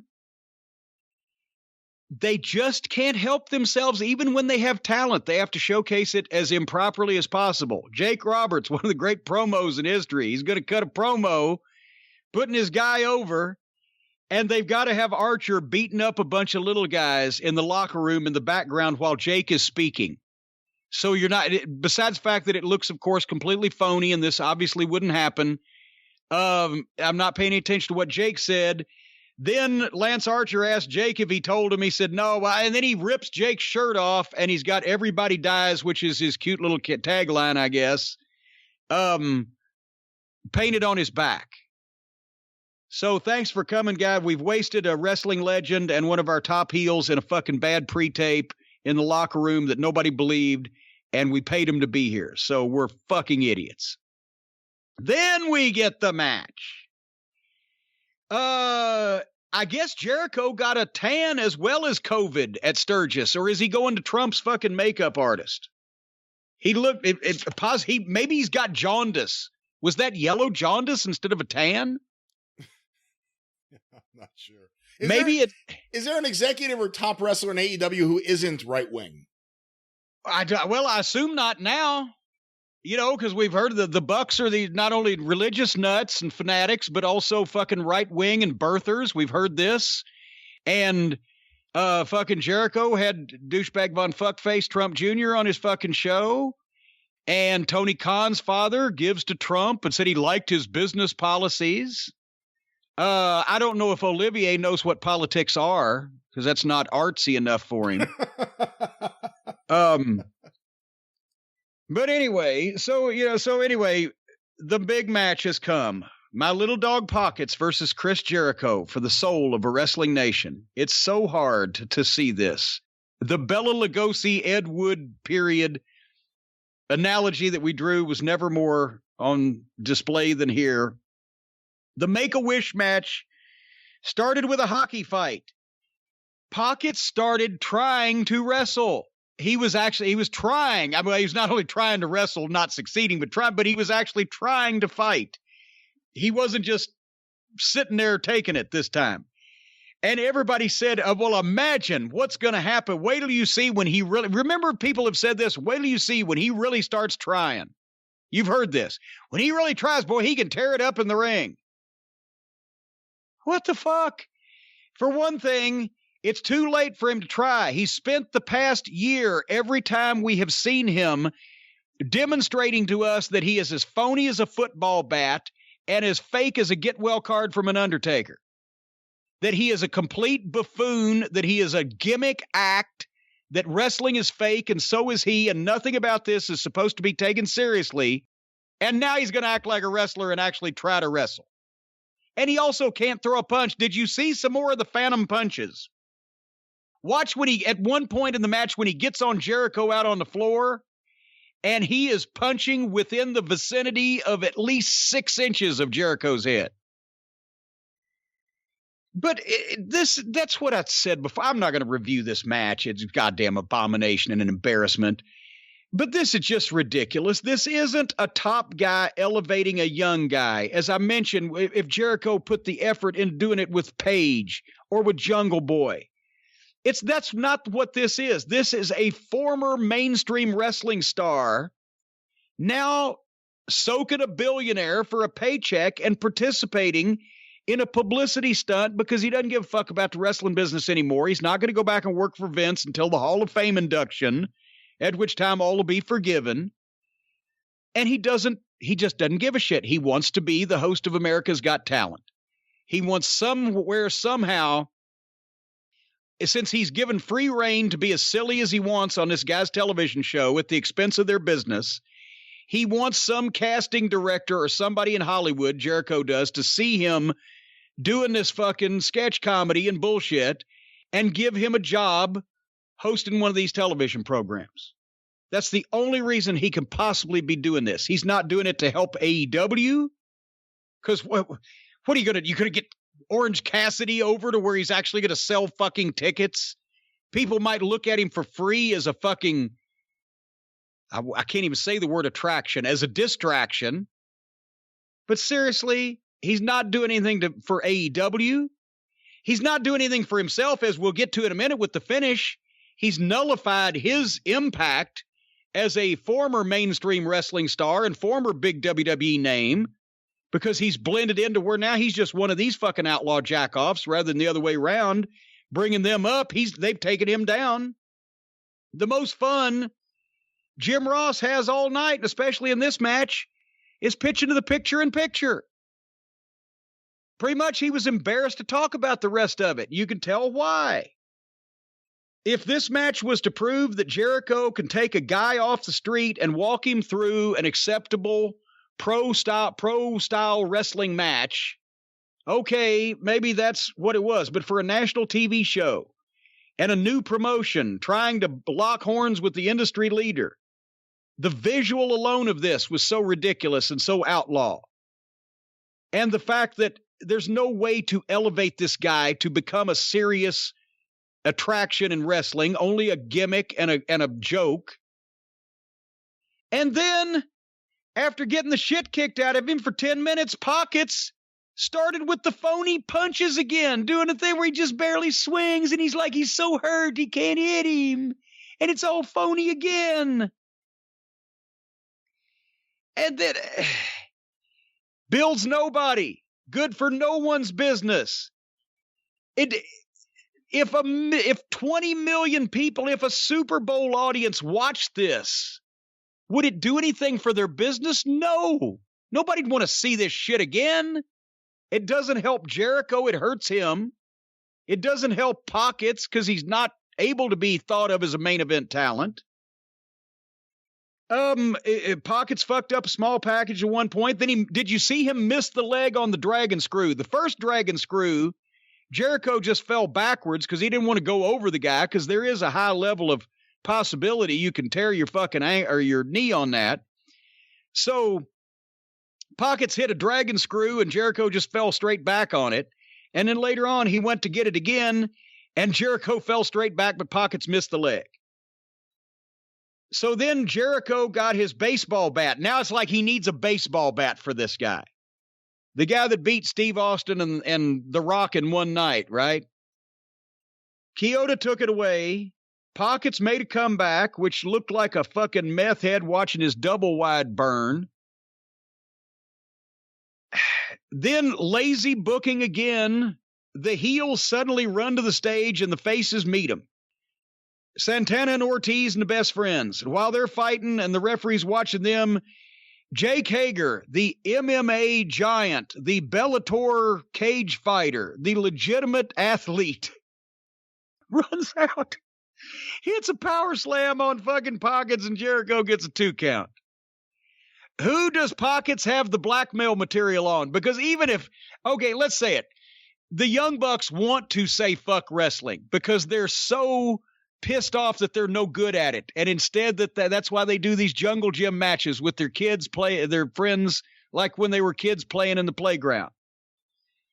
And so I can see they want to hire this guy, but Jericho and all these other, that Jim Ross didn't stand up and walk off at this point. Who does Pockets have pictures of? Who does he have blackmail on? How is it that Tony Khan is this much of a blithering simpleton that he can let these two smarmy middle-aged school children talk him into allowing this on his television? It's what he, by the way, there's no blackmail material. It's what he likes. These are his wrestling sensibilities. This is what he finds entertaining. And this is what a large portion of the AEW audience, for however large or small it is, enjoys. This is AEW wrestling right here. I don't think there's anyone being blackmailed. It's just what they genuinely enjoy. As sad as that may be. Well, anyway, we're going home here. Pockets hit some shitty forearms. He was jumping up and just hitting Jericho with his forearm, which to the side of the fucking neck or whatever. Jericho distracted the referee a second and mule kicked Pocket in the nuts. So he kicks the guy in the nuts. And he runs and hits the ropes and comes off for the Judas effect, the elbow, right? But the guy who's just been kicked in the nuts is still standing there, and Pockets ducked the Judas and then went behind Jericho. And when he went behind him, he tried to get a hold. But he couldn't whatever hold he was trying to get, he couldn't get it. And they both fell down backwards. And Pockets hooked Jericho's leg anyway and pinned him 1, 2, 3 without even having gotten whatever the fuck it was he was trying to go for to get. They just fell down and Jericho just laid there and Pockets hooked his leg 1, 2, 3. You've got to laugh at this point. What? They are lucky enough to be able to sign CM Punk, apparently said, blow me, fuck you. Goldberg was huge on Tony Khan's fucking want list. He wanted to have Goldberg come out and do the streak over again. I mentioned, well, how much you think he's going to charge for a fucking 30-second job match? Probably the same thing as a main event pay-per-view match. You might want to have him beat 6 people in 1 week instead of one person every week for 6 weeks. But nevertheless, he was lucky enough to get Jericho. And in less than a year, Jericho has gone from the heel champion that was intended apparently to get this new company established and carry it on his back until they were familiar with the new talent. 9 months later, he's a fucking clown being pinned 1, 2, 3 on national television by a joke wrestler who sticks his hands in his pockets. I can't do anything to AEW that they haven't already done to themselves. People think, well, if Cornette got a hold of it, boy, he'd really make it rotten. They'd go out of business. Nobody would watch. I'm not good enough. I'm not smart enough.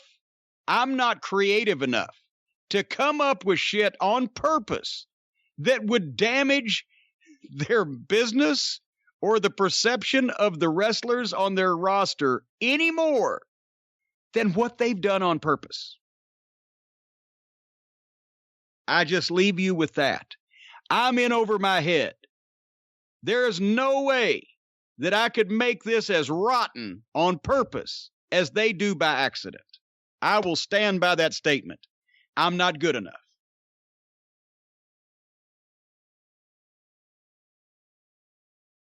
Are you ready?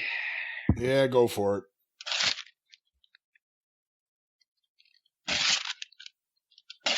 Three. That's 4. 5 pieces of paper. 6 pieces of paper. 7 pieces. 8 papers. 9 papers. 10. Will it ever stop? 11. How many papers do you have? What the fuck? I double space so I can read it. Now that I've ripped all the papers in half, I'm going to go back and start over and rip all the halves in a quarter. Oh, on the air. Okay. Ladies and gentlemen, once he finishes with these halves, he will rip the quarters into eighths. Stay tuned. Let's see how this goes. Sounds like he's just crumpling them up now. I'm just eating it now. I'm eating it. Don't eat your paper. I'm eating the paper. Don't. Eating the paper, Mr. TV announcer. You see the sheik, the noble sheik, the wild man from Syria. He's eating the paper. And he will do the same thing to Fred Blassie in the Los Angeles Coliseum. He will do the same thing to Bobo Brazil in the Cobalt Arena, Mr. TV announcer, because he is the mighty sheik, the noble sheik, the wild man from Syria. Fuck. I'm going to have to pick all this shit up now. Nowadays, they would stop and wink to the camera and go, he's not really a sheik. Yeah. He just likes to tickle a camel every now and then. I'm going to have to clean all this shit up now. I'm mad at AEW again. Yeah, you know, I've gotten to the point where I can't. I mean, they'll do something to really piss me off. Only because I have to watch it for this show. Otherwise, I wouldn't care and I wouldn't be watching it so much. But I've just gotten to the point where I accept what it is. AEW is another version of WWE wrestling. It's indie-style matches. And for anyone who likes indie-style matches, I'm sure they love AEW. The booking is shit. The booking is just complete shit. Nothing is ever followed up on correctly. Nothing makes sense. Or there's stupid, childish fucking programs that don't matter to anyone with a brain.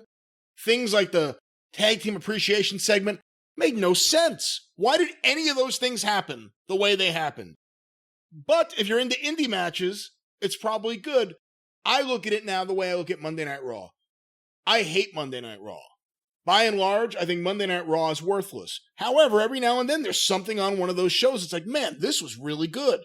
Unfortunately, they usually follow it up with some goofy backstage segment or some really shitty match or some really bad promo that's scripted right afterwards. However, that good segment did happen and it did exist. And with AEW, it's the same thing. There were elements of this show I liked, mainly despite the fact that the booking was a fucking mess and that the Young Bucks come across as completely fake in what they say, specifically Matt Jackson, I thought the Tag Team Appreciation segment was the highlight of the show because of Tully Blanchard and FTR. Everything else on the show I did not enjoy. And so 3 minutes out of 120. Yeah, I mean, it's like Raw. It's just like Raw. It's just like Raw. Do we have ratings yet before we sign off? We do, in fact, have ratings. And I'm not surprised by this, and I don't think anyone else should be.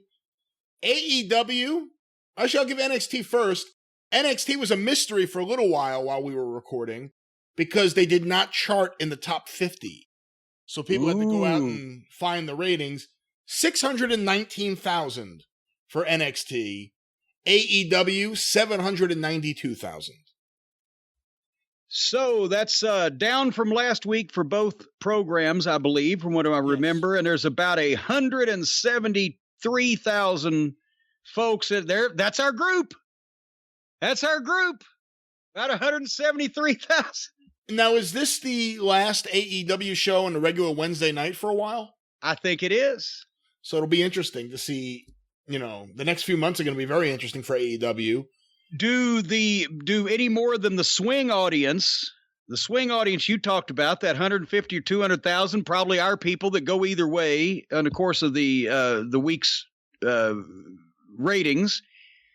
Do they all go? Do any more go to NXT since they're unopposed on Wednesday? Do any more go to AEW unopposed on Saturday? I don't know, because I got to be very honest with you. And I think the people who dismiss the idea of there being a significant Cornette audience watching the shows just for the review are people who have no earthly idea of how well these shows do and just can't comprehend the fact that these shows are as popular. They're the biggest wrestling podcasts out there right now. Well, I don't want to be no, but I'm just saying one of those back patters. With that said, I think it affects AEW more than NXT. NXT is not a fun program. It's not fun dry. to watch. It's just it's dry. If you're looking for good talent to critique and view them, you can see them in their natural habitat there, but it's not a real fun program to watch. AEW, it's easy to hate watch. Yeah, or to watch. Like, I can't believe they're doing this. What the fuck? How bad can this get? Like, people watch that show and just pop thinking about what you will say. I don't think anyone watches NXT, like, with the exception of the Cosmic Fireball coming out of a folder. Yeah. No one's like, oh my God, I can't wait to hear what Jim says about, what? Robert Stone getting run over? When you're watching supposed professionals basically fall on their ass and not be able to figure out how to grab holes, it's funny, and you want someone with more experience and a wider vocabulary to articulate it in a funny way. So that's what we do. So next week, we'll see. Okay, this is July now. Remember the numbers for July. Number 3 with 3,504,000 NXT. Number 2, 3,532,317 Jim Cornette. Number 1, 3,869,000 NXT. AEW. AEW. I've only got can't do the math. About 337,000, and I will be in a dead heat. Me and NXT. We'll see what happens. I'm coming for you. AEW. I keep saying that. All petite wrestling. Well, actually, to be fair and to be honest, based on our year-to-year growth, we will be at that point. We'll pass them. What, in November? No. I think that's quite liberal. I would be a little more conservative and say it would be at some point next year. Based on these numbers and the way we're tallying them, I would say it would happen at some point, probably spring or summer 2021. I don't think it'll take that long. I'm being conservative. When it comes to money and numbers, I like to be conservative. But we're gaining viewers, whereas they're losing them or staying in the same place. So I expect that we'll meet in the middle here quicker than next summer. We'll see. I like to be a lot more conservative when it comes to money and figures and numbers, and I'm gonna give a far out. Now, you know plenty about me being conservative with numbers for dealing with me. All right. Do you have any more conservative thoughts before we wind this one up? Fuck these shows. I really just want to watch something that I like. We have to figure out what we're going to do next week on the show because I don't. Well, that's right. The war is disrupted. The war is disrupted. Maybe we have a guest. Maybe we do something else. Maybe we bring the watch along here for a week if we're going to have to do the reviews on the other shows. Well, that's true, because also we have not determined a watch along for this Sunday on the drive-through. Last week, of course, was Bret Hart and Steve Austin from WrestleMania, which got a lot of positive feedback. That's what we cleanse the palate with the great matches from whatever era on Sundays, and then we put ourselves in a bad mood, or on Mondays, I should say, the drive-through, and put ourselves in a bad mood on Friday for this. But next week, we'll do something. We'll do something, as my mother used to say, even if it's wrong. Next week here on the program and on the drive-through as well, this coming fine Monday. But lots of big events coming up. We may have to do the fucking pay-per-view thing too. Well, that's what I'm wondering. I mean, you say pay-per-view. Pay-per-view for AEW is in September, and there's a WWE pay-per-view at some point coming up. But for not this drive-through, the one after that, are we going to do TakeOver in AEW? I guess we have to, because they're both Saturday events. Well, then we'll have to be a day late, maybe. We should work this out amongst ourselves before we do it publicly. But there's no way I'm watching 2 fucking shows the same night and recording the very next morning. So something's got to give. I just want one serious wrestling show. What about just a serious wrestling show? Just one. I just want one person who's well-financed to show up. Just the tip. Just put the tip of the serious wrestling show in. No, I want the whole tip in the shaft and balls deep of serious wrestling. I'm sick of this shit. You want to be completely protruded by a serious blue vein throbbing wrestling program. I don't want to be protruded, but I don't mind watching the protrusion happen. So you want to watch somebody else be protruded by a serious blue vein throbber wrestling program. Protruded over and over. You've taken this right on into a very disturbing direction. Right onto your front lawn again. Right out there with the dog fucking on the front yard. And folks, and please remember to spay and neuter your pets and also your Outlaw Mud Show wrestlers, and we wouldn't be in this position. And folks, until next week or the next show or whatever else we do, for the millions and millions of you out there, thank you. Fuck you. Bye-bye, everybody.